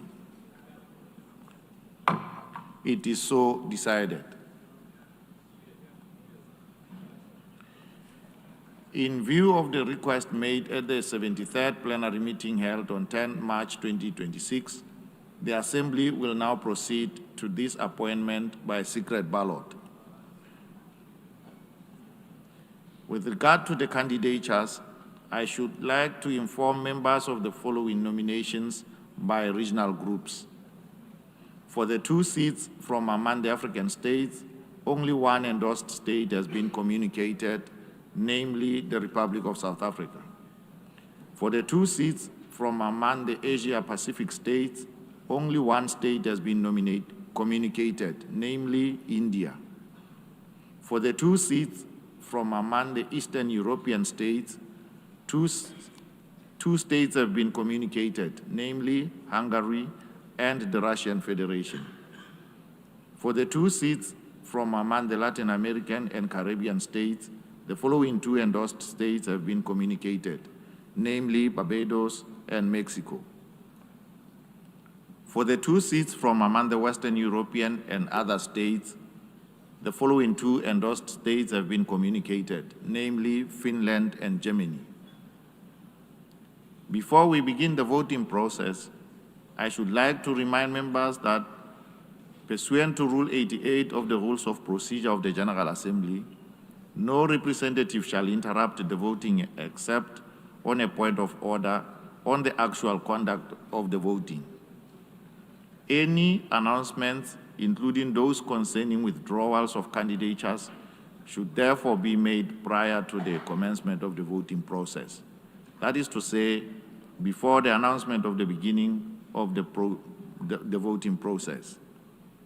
In addition, ballot papers will only be given to the delegates seated directly behind the country's nameplate. We shall now begin the voting process. Ballot papers marked A, B, C, D, and E will now be distributed, and the voting has thus begun. In accordance with Resolution 71/323 of 8 September 2017, the names of the states that have been communicated to the Secretariat at least 48 hours prior to the election today have been printed on the ballot papers for each of the regional groups. Only those candidates nominated by the regional groups are eligible for this appointment and are indicated on the ballot paper. I request representatives to use only those ballot papers that have been distributed and to put an X in the ballot boxes next to the names of states whom they wish to vote for. There shall be no write-ins. A blank ballot paper will be considered an abstention. If a ballot paper contains any notation other than votes in favor of eligible member states, those notations will be disregarded. I invite the representatives of the following states to serve as tellers and to accompany the conference officers as they collect the ballot papers: Brunei Darussalam, Ecuador, Italy, Lesotho, Montenegro, and Sweden.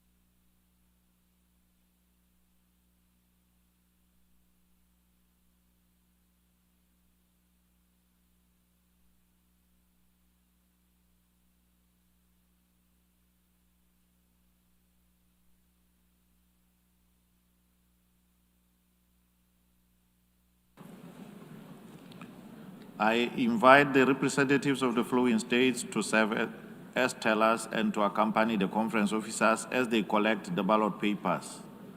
Brunei Darussalam, Ecuador, Italy, Lesotho, Montenegro, and Sweden. Please proceed to collect the ballot papers.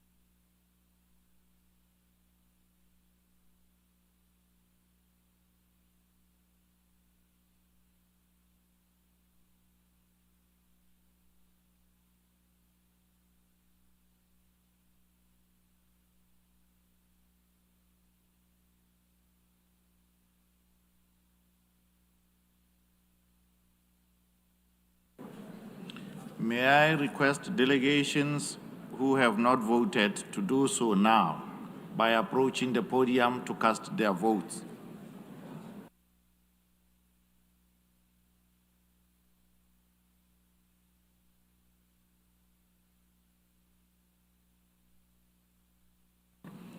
The voting is now closed.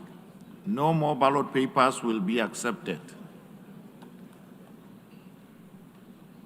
In the interest of time, the Assembly will now proceed to consider the other items announced in the United Nations Journal while the ballots are being counted.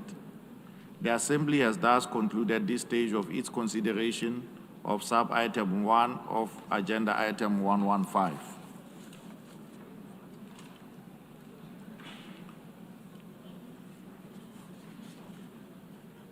The Assembly will resume its consideration of Agenda Item 119 entitled Commemoration of the Abolition of Slavery and the Transatlantic Slave Trade to take action on a proposal announced in the journal.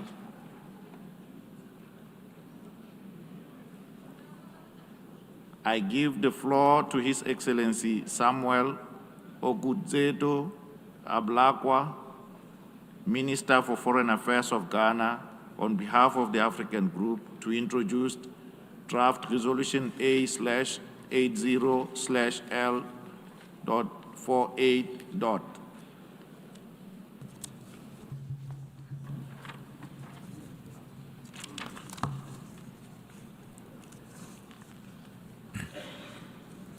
The President of the General Assembly,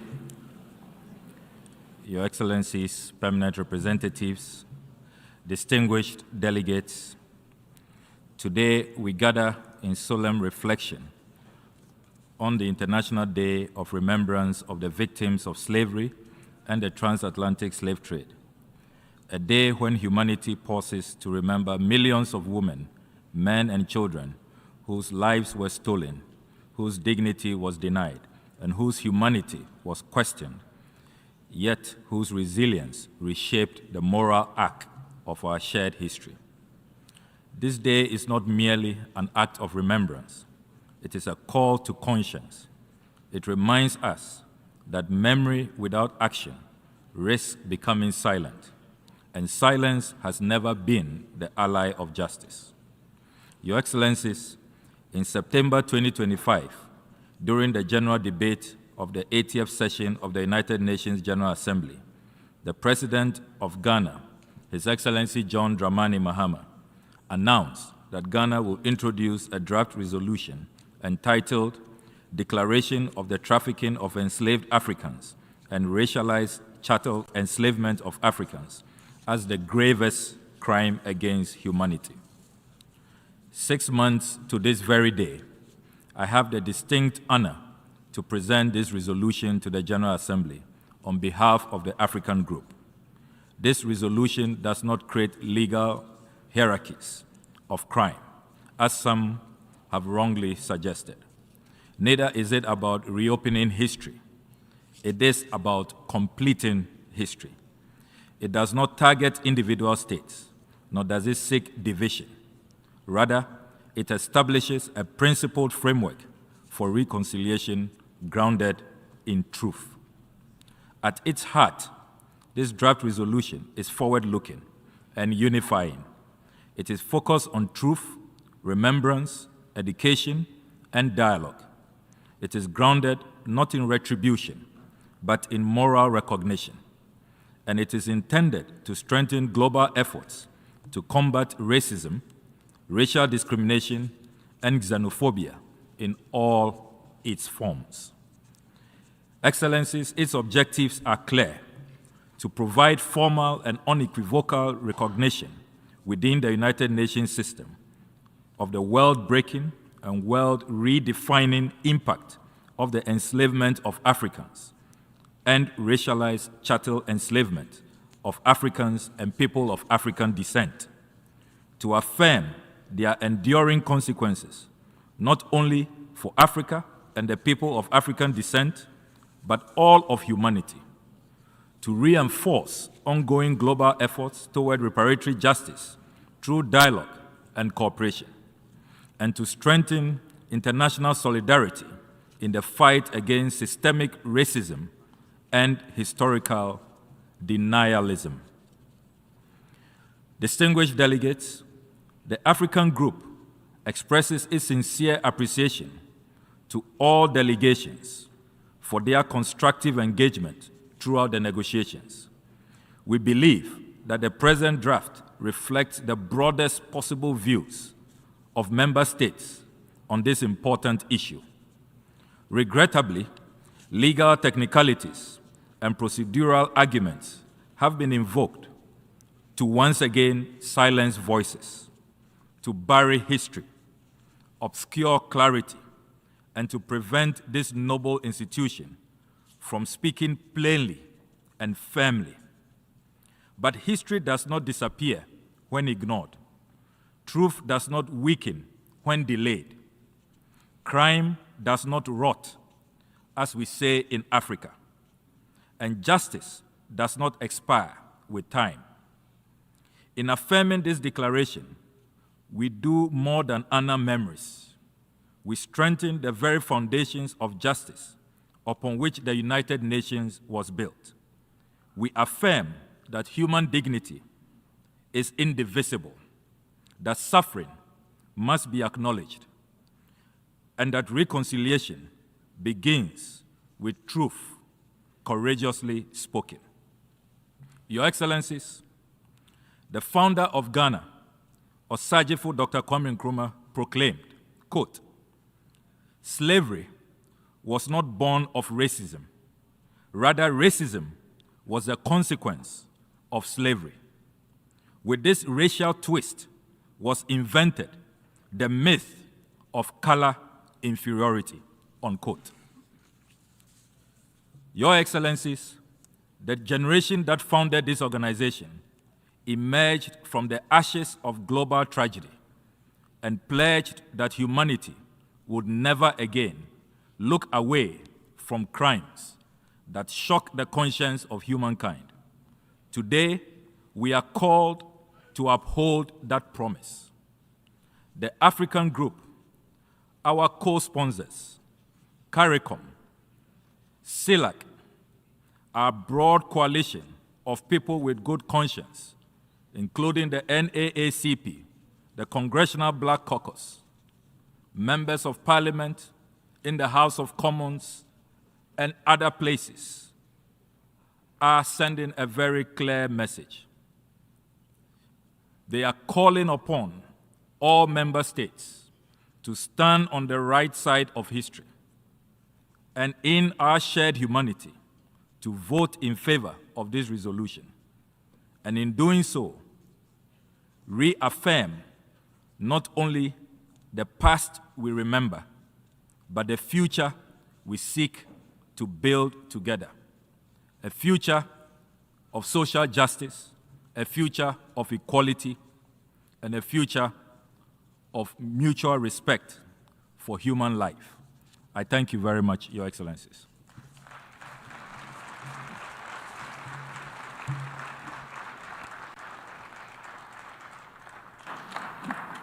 I thank the Minister for Foreign Affairs of Ghana. We shall now proceed to consider Draft Resolution A/80/L.48. I give the floor to the representative of the Secretariat. Thank you, Mr. President. The present oral statement is made in the context of Rule 153 of the Rules of Procedure of the Assembly. The present statement has also been distributed to member states. The request contained in operative paragraph 15 of the draft resolution would constitute an addition to the workload of the Office of the United Nations High Commissioner for Human Rights and the Department for the General Assembly and Conference Management in 2027, and entail additional resource requirements net of staff assessment in the amount of $117,700 in 2027. Detailed cost estimates and their underlying assumptions for the requirements are provided in the annex to this statement, which has been circulated. Accordingly, should the General Assembly adopt the draft resolution, L48, additional resource requirements estimated in the amount of $117,700 net of staff assessment would be included in the proposed program budget for 2027 under Section 2, General Assembly and Economic and Social Council Affairs and Conference Management, and Section 24, Human Rights for the consideration of the General Assembly at its 81st session.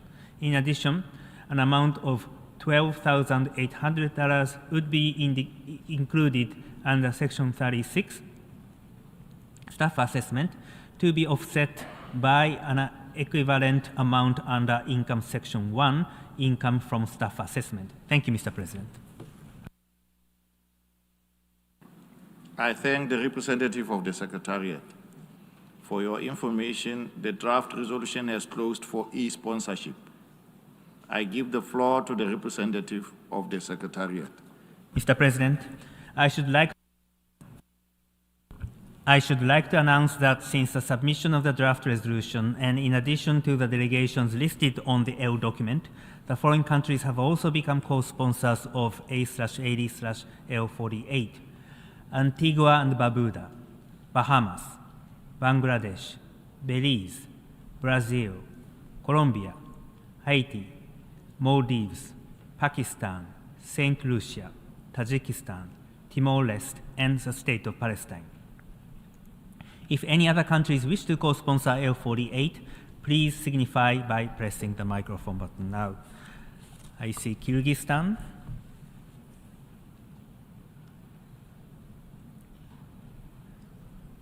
the Philippines, Cameroon, although Cameroon is already on the L document.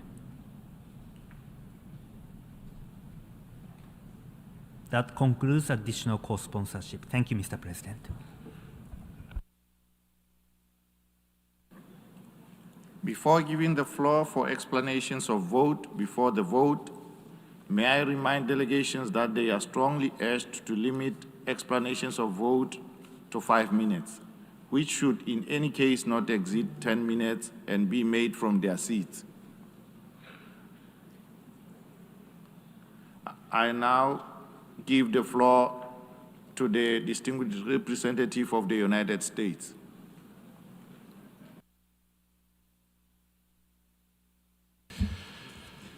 Thank you, Mr. Chairman.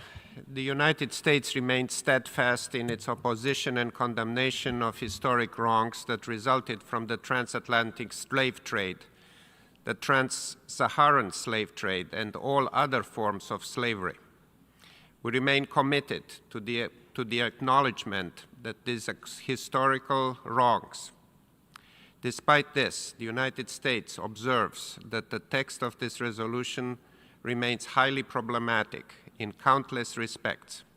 Consequently, the United States cannot support the adoption of this resolution. We regret that the United States must once again remind this body that the United Nations exists to maintain international peace and security.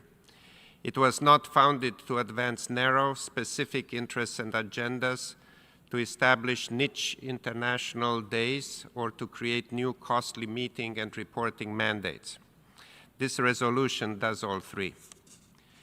The United States has defined long-standing objectives to the framing of reparatory justice and the duty of reparation for historical wrongs.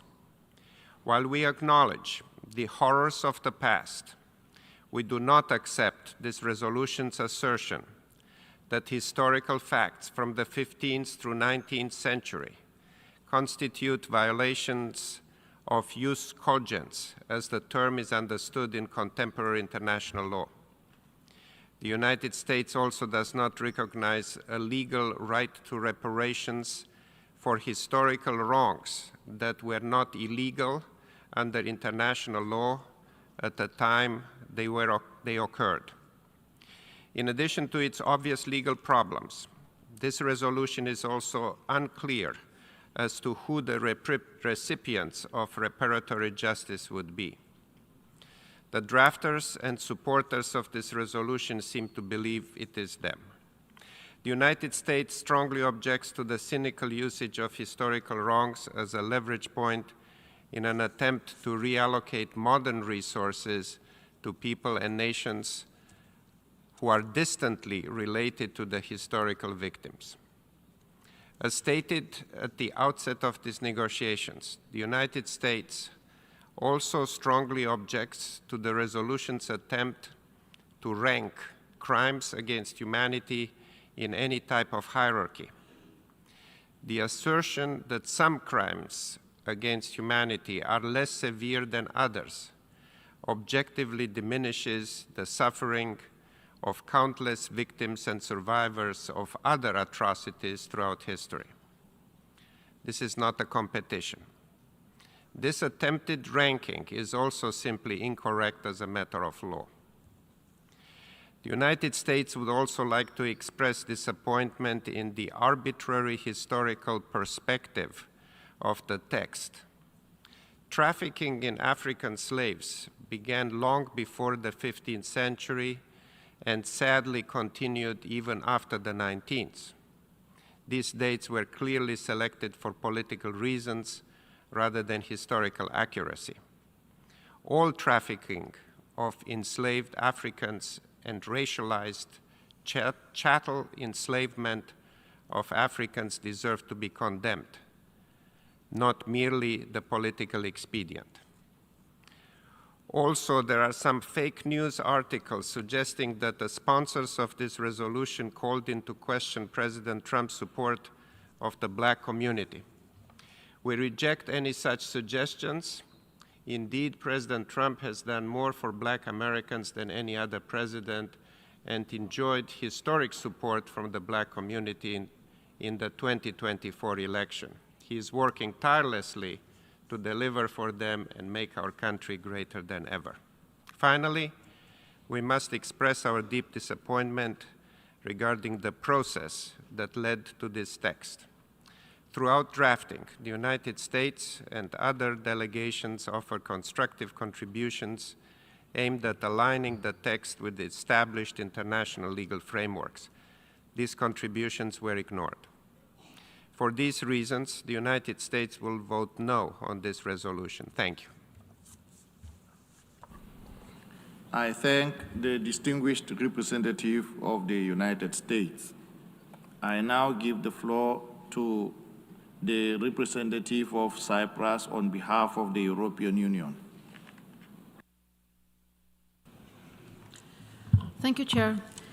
I have the honor to speak on behalf of the European Union and its member states. The candidate countries, North Macedonia, Montenegro, Albania, the Republic of Moldova, Bosnia and Herzegovina, as well as San Marino, align themselves with this statement. We welcome the African Union's initiative in advancing a dedicated resolution to one of the most heinous episodes in human history. The transatlantic slave trade remains an unparalleled tragedy, which lasted for over 3 centuries and involved unspeakable atrocities, affecting millions of Africans.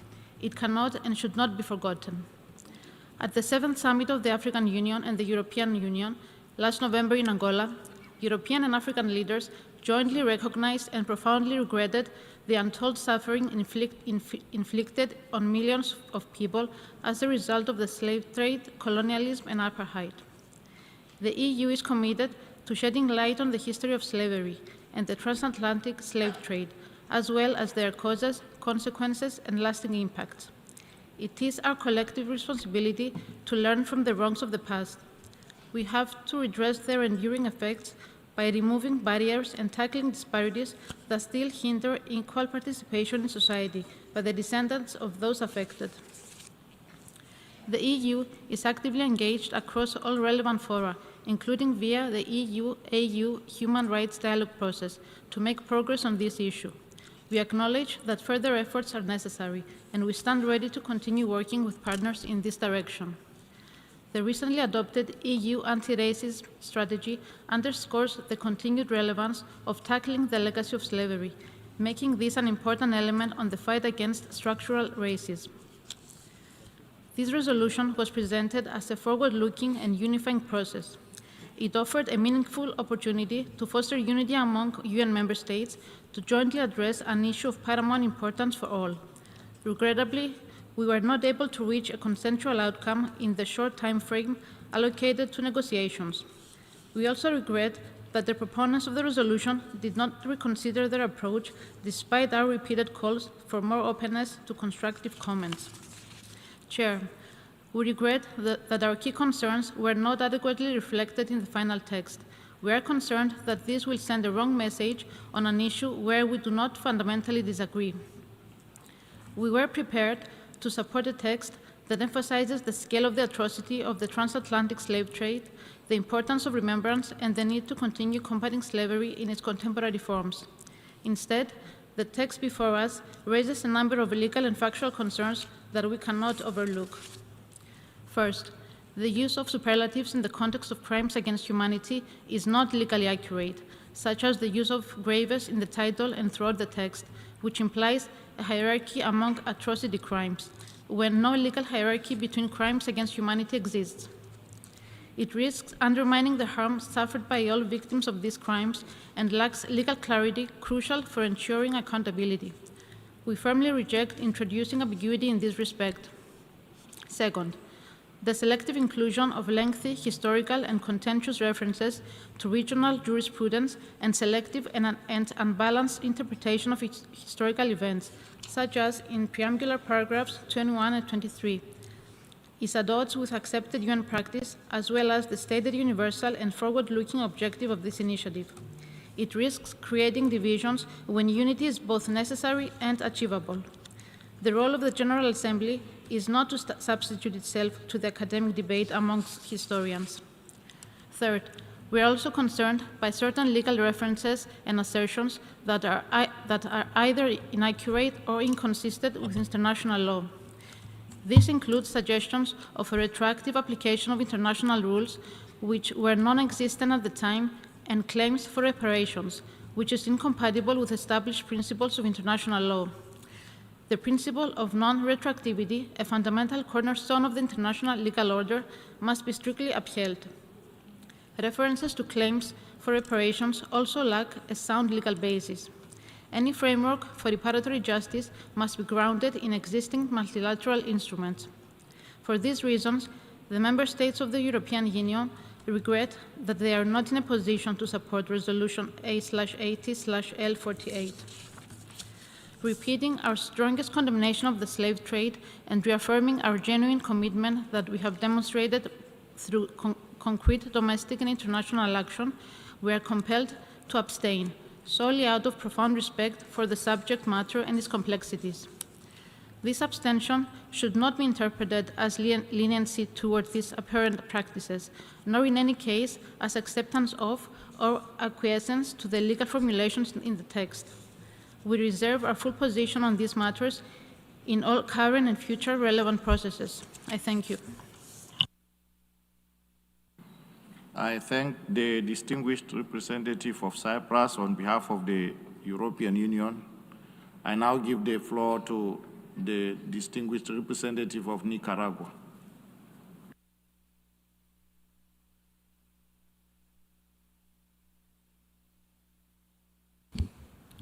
Señor Presidente.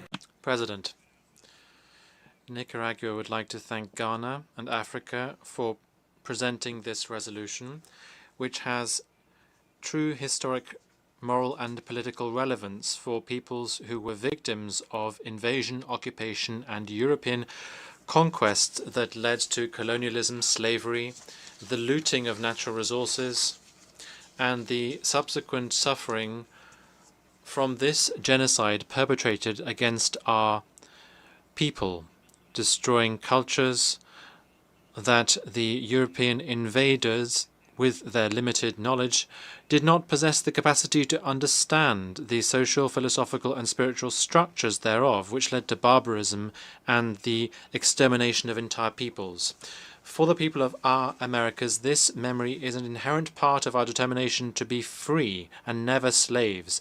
Nicaragua, in its struggle against colonialism, abolished slavery and its atrocities in 1821, and we recognize that the transatlantic slave trade of our African brothers and sisters and racialized slavery were one of the most cruel manifestations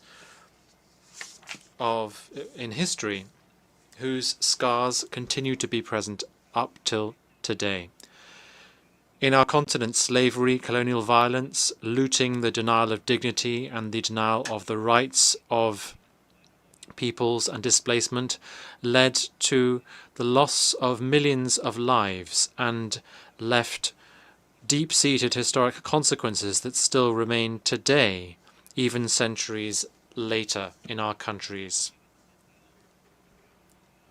Nicaragua therefore believes that this resolution should be understood in the broadest historical context, consistent with the position that the General Assembly has taken on the urgent need to put an end, once and for all, to colonialism and neocolonialism, and also the need to continue affirming people's rights to self-determination and to uphold their ancestral values.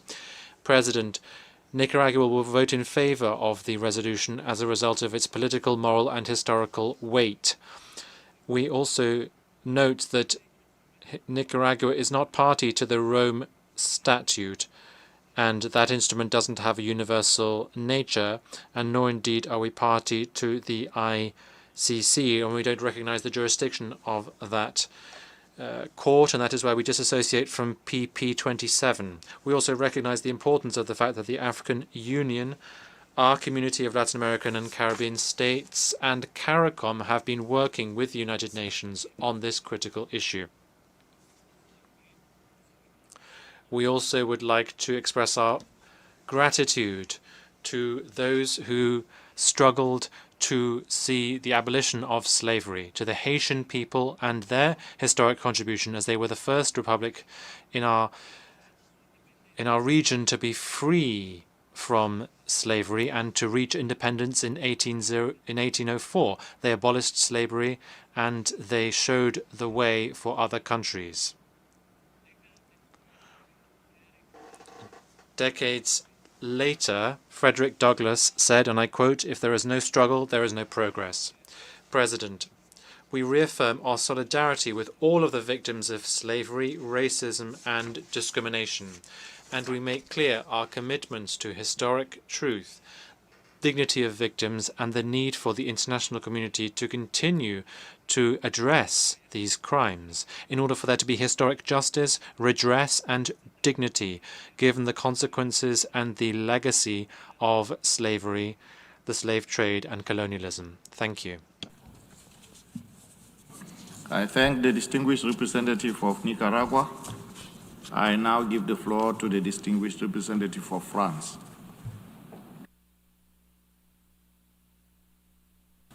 Merci, Monsieur. Thank you, Mr. President.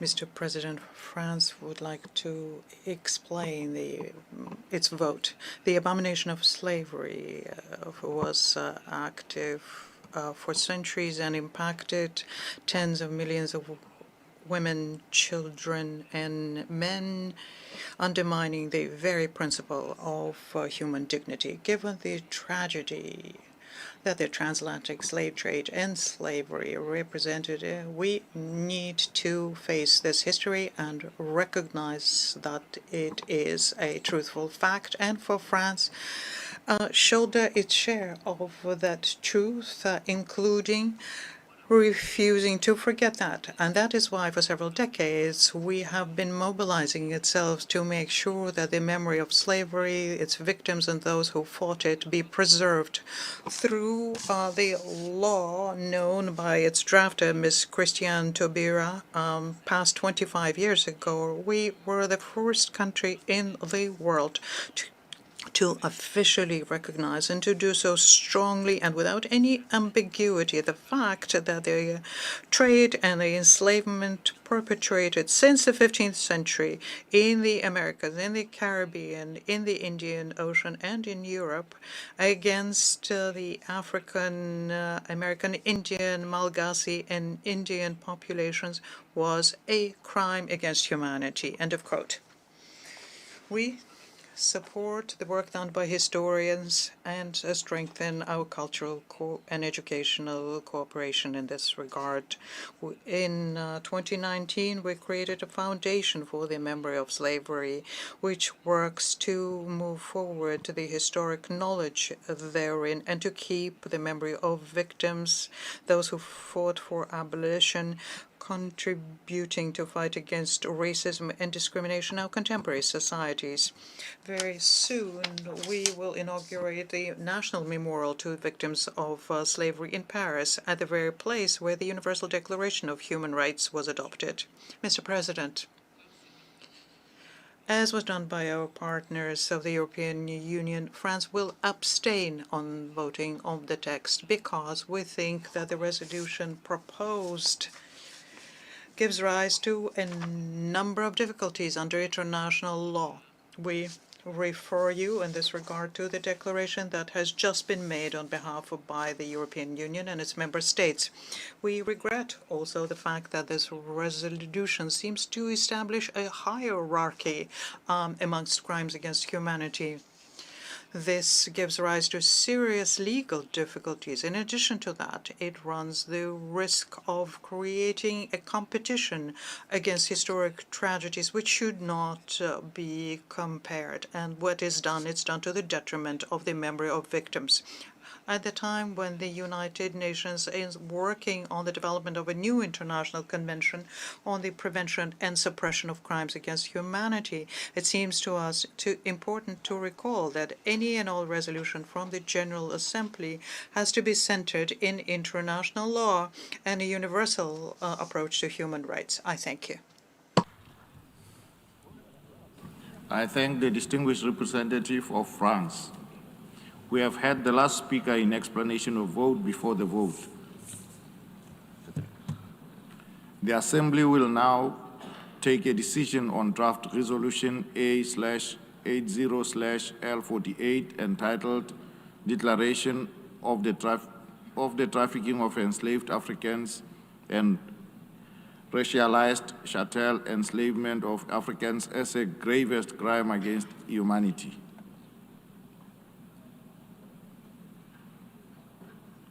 A recorded vote has been requested. We shall now begin the voting process. Those in favor of the draft resolution A/80/L48, please signify. Those against and those in abstention.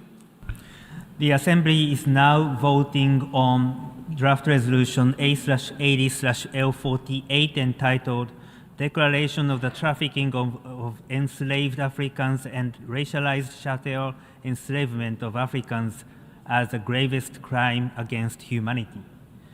Will all delegations confirm that the votes are accurately reflected on the screen?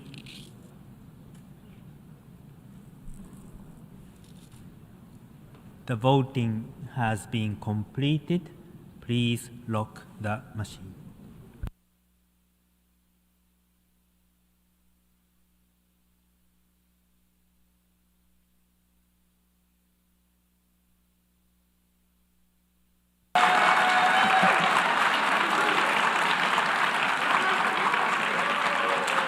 The result of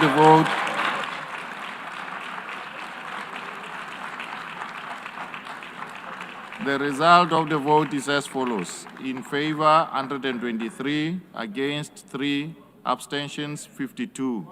Therefore, draft resolution A/80/L48 is adopted.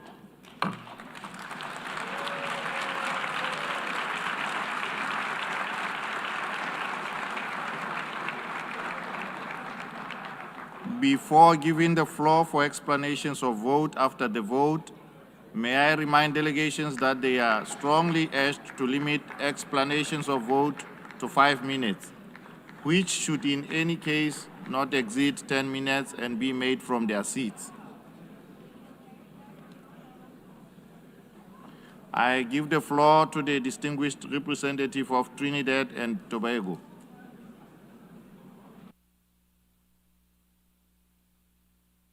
Thank you, Chair, Excellencies.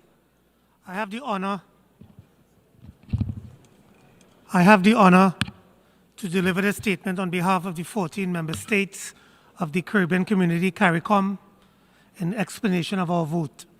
CARICOM voted in support of this resolution because of our historical attachment to the issue of the trafficking of enslaved Africans and the racialized chattel enslavement of Africans.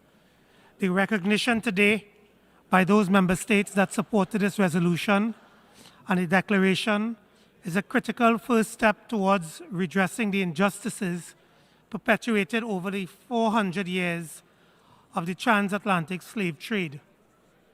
In this vein, CARICOM remains a strong advocate for the advancement of reparatory justice for the historical atrocities perpetuated against our forebears during the period of colonialism and the transatlantic slave trade, as well as the persistent legacies thereof. CARICOM therefore reiterates our support in principle for this initiative undertaken by Ghana on behalf of the African Union to advance the issue of reparatory justice. Given the importance of this issue, CARICOM stresses that implementation of the resolution must be done in a collaborative manner and in full partnership with the entire membership. CARICOM commits to contributing to taking forward the implementation of this resolution in line with the region's priorities, including the 10-point plan for reparatory justice. We will continue to engage meaningfully in future discussions on this important issue, including on ways to take forward the important provisions contained in the resolution. I thank you, Chair. I thank the distinguished representative of Trinidad and Tobago. I now give the floor to the distinguished representative of New Zealand.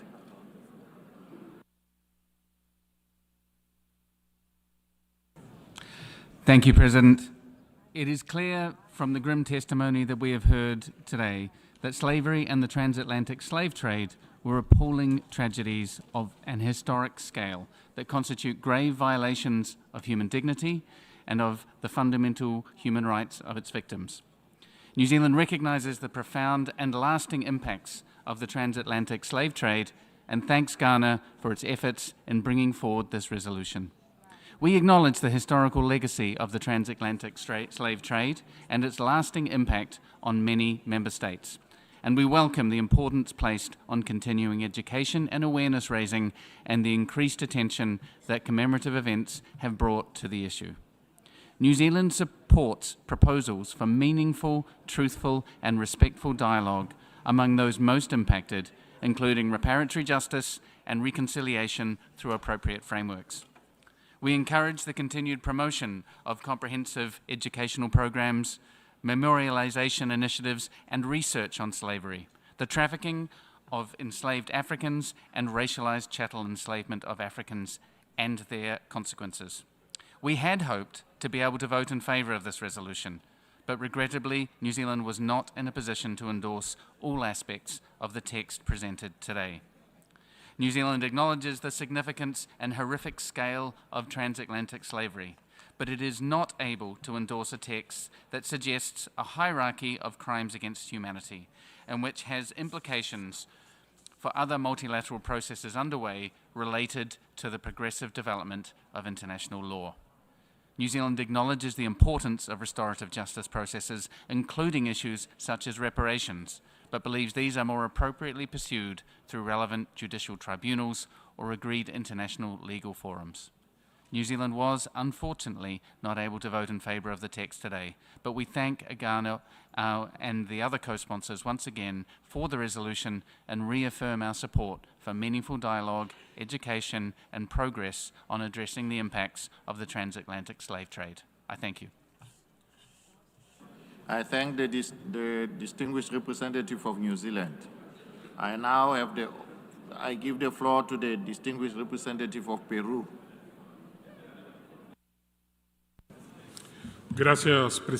Thank you, President. Peru would like to thank the distinguished delegation of Ghana for this initiative, which has made it possible for us to undertake a serious analysis about the seriousness of these issues.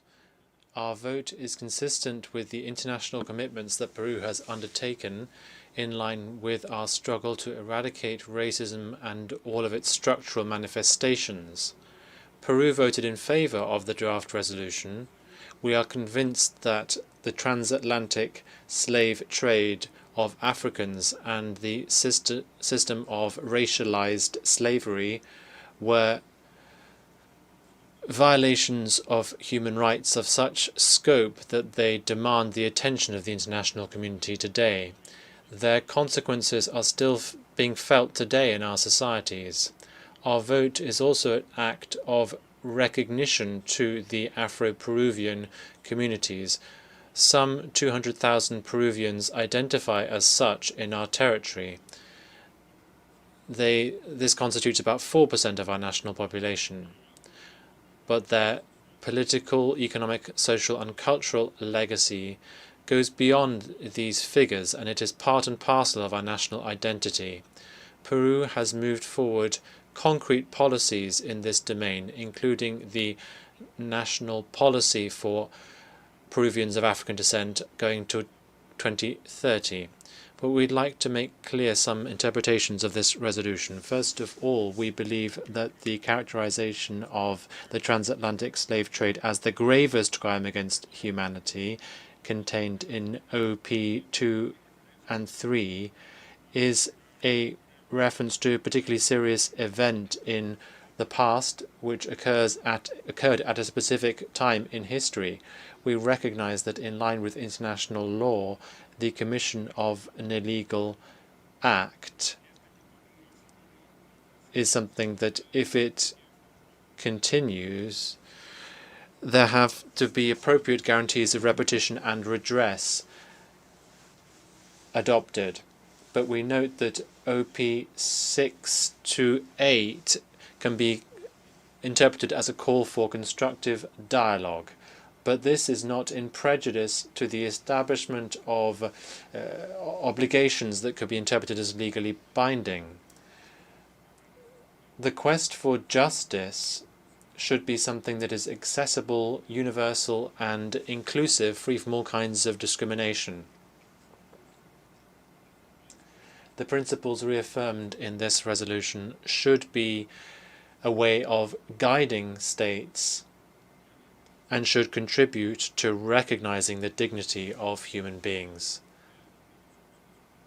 Finally, we believe that, well, we would have preferred that a resolution on such an important issue should have been adopted by consensus.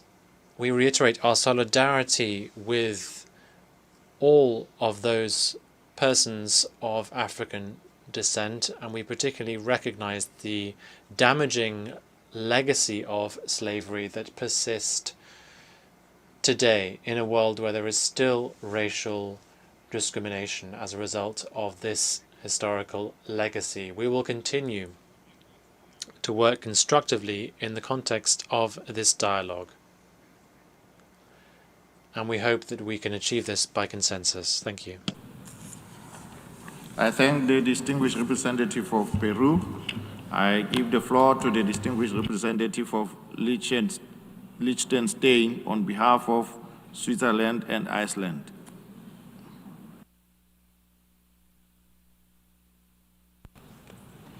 Thank you, Mr. President. I deliver this joint explanation of vote on behalf of Iceland, Liechtenstein, and Switzerland. At the outset, we underline the importance of the International Day of Remembrance of the Victims of Slavery and the Transatlantic Slave Trade, and commend efforts to ensure that the profound suffering caused by the trafficking of enslaved Africans is never forgotten nor diminished. To address the enduring consequences of slavery crimes, Liechtenstein launched the Finance Against Slavery and Trafficking Initiative to combat modern forms of slavery and human trafficking. Against this background, the process leading to the adoption of this declaration is unfortunately a missed opportunity to broaden consensus and recognize the unprecedented nature of these crimes. We believe that more time and meaningful negotiations were needed to galvanize further support. Although we stressed our intention to support the spirit of this initiative, we, alongside others, raised concerns about inconsistencies of the declaration with international law. In particular, the qualification of the transatlantic slave trade as the gravest crime against humanity has no basis in international law and risks undermining the Rome Statute protecting civilian populations not only against enslavement, but also against other equally atrocious crimes against humanity. This is all the more regrettable as discussions on the inclusion of slavery crimes in the definition of crimes against humanity are taking place at the moment, both as part of the efforts to draft a convention on the prevention and punishment of crimes against humanity, and also within the framework of the Rome Statute. These discussions are essential to guarantee that such atrocities are not repeated and that modern forms of slaveries do not go unpunished.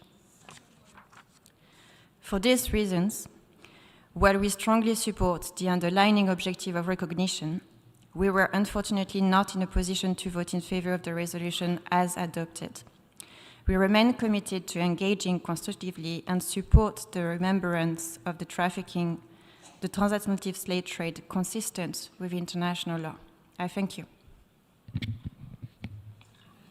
I thank the distinguished representative of Liechtenstein on behalf of Switzerland and Iceland. I have the honor now to give the floor to the representative of the United Kingdom.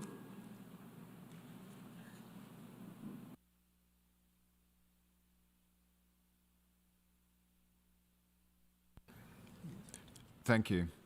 The United Kingdom recognises the gravity of the issues addressed in this resolution and welcomes the opportunity to set out its position.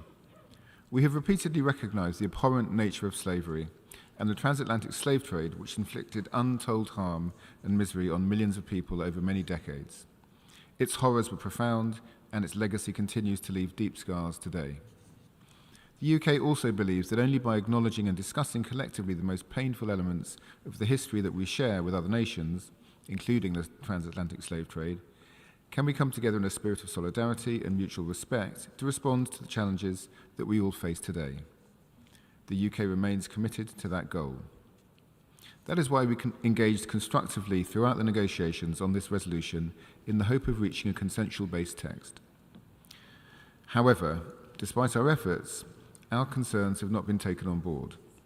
The UK continues to disagree with fundamental propositions of the text and therefore, regrettably, could not vote in favour of it. Firstly, the UK is firmly of the view that we must not create a hierarchy of historical atrocities. Doing so simplifies the complexity and vast scale of suffering endured in different contexts. It risks diminishing the experiences of communities whose trauma and suffering was felt just as strongly. No single set of atrocities should be regarded as more or less significant than another. We should approach all historical injustices with the same seriousness, empathy, and respect to ensure that no one group is made to feel that their suffering is being overshadowed or treated as secondary. Furthermore, it's essential and integral to the rule of law that the formation and evolution of international law is governed by clear and well-defined principles. The principles of intertemporality and non-retroactivity are long-standing tenets of international law. They are essential to ensuring legal stability. According to the intertemporal rule, the applicable law is the law of the relevant time. International courts and tribunals have routinely upheld these principles. There is equally no duty to provide reparation for historical acts that were not, at the time those acts were committed, violations of international law. These principles cannot be circumvented by recourse to the concept of continuing harms.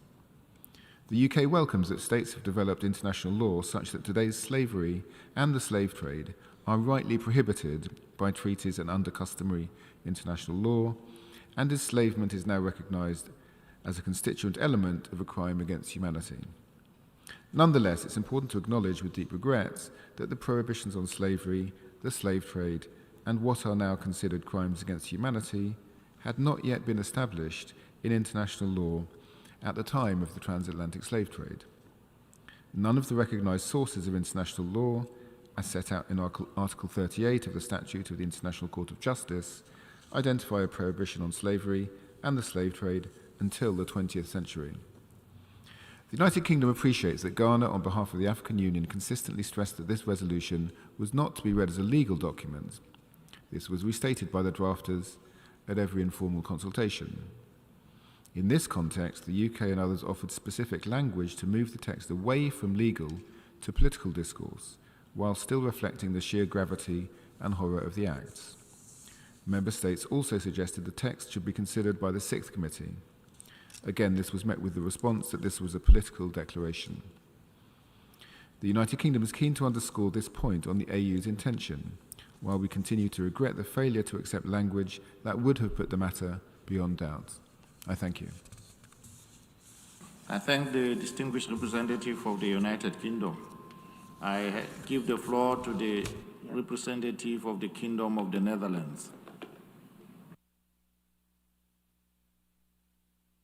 The Kingdom of the Netherlands remains firmly committed to addressing racism and discrimination.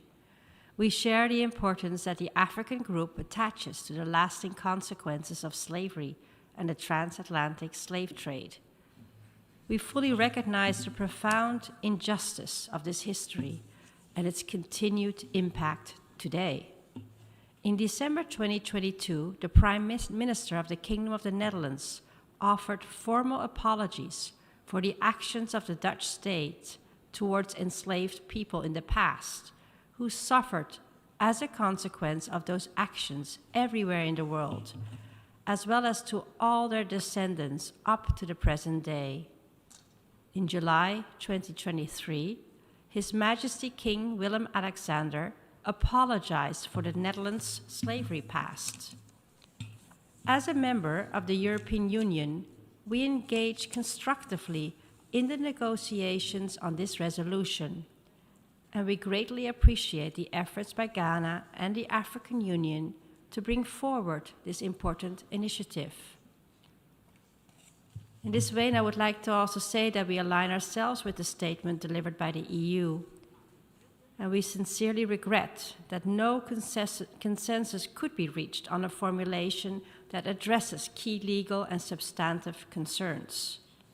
Having said that, the Kingdom of the Netherlands cannot support references that suggest the retroactive application of international law, including the implication of a legal obligation to provide reparations for acts that were not a violation of international law at the time they were committed.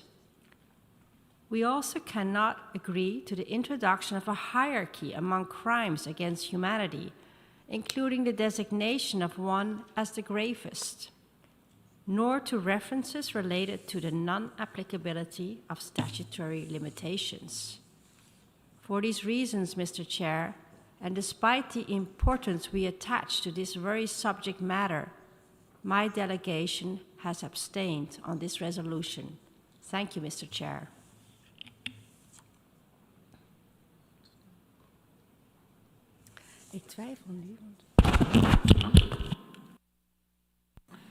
I thank the distinguished representative of the Netherlands.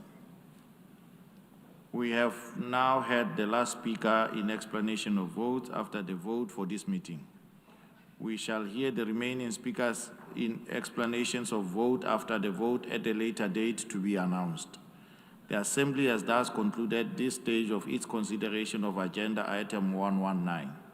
Before adjourning the meeting, I will announce the results of the secret ballot.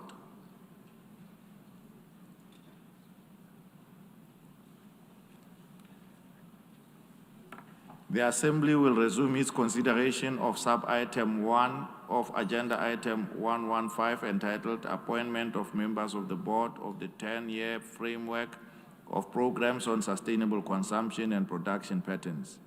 The results of the voting is as follows. Group A, African States, number of ballot papers, 180. Number of invalid ballots, 0. Number of valid ballots, 180. Abstentions, 7. Number of members present and voting, 173. Required majority, 87. Number of votes obtained by each member state, South Africa, 173. Group B, Asia Pacific States, number of ballot papers, 180. Number of invalid ballots, 0. Number of valid ballots, 180. Abstentions, 4. Number of members present and voting, 176. Required majority 89. Number of votes obtained by each member state. India 176. Group C, Eastern European states. Number of ballot papers 180. Number of invalid ballots 0. Number of valid ballots 180. Abstentions 7. Number of members present and voting 173. Required majority 87. Number of votes obtained by each member state. Hungary 158. Russian Federation 126. Group D, Latin American and Caribbean states. Number of ballot papers 180. Number of invalid ballots 0. Number of valid ballots 180. Abstentions 6. Number of members present and voting 174. Required majority 88. Number of votes obtained by each member state. Barbados 173. Mexico 168. Group E, Western European and other states. Number of ballot papers 180. Number of invalid ballots 0. Number of valid ballots 180. Abstentions 11. Number of members present and voting 169. Required majority 85. Number of votes obtained by each member state. Finland 168. Germany 166.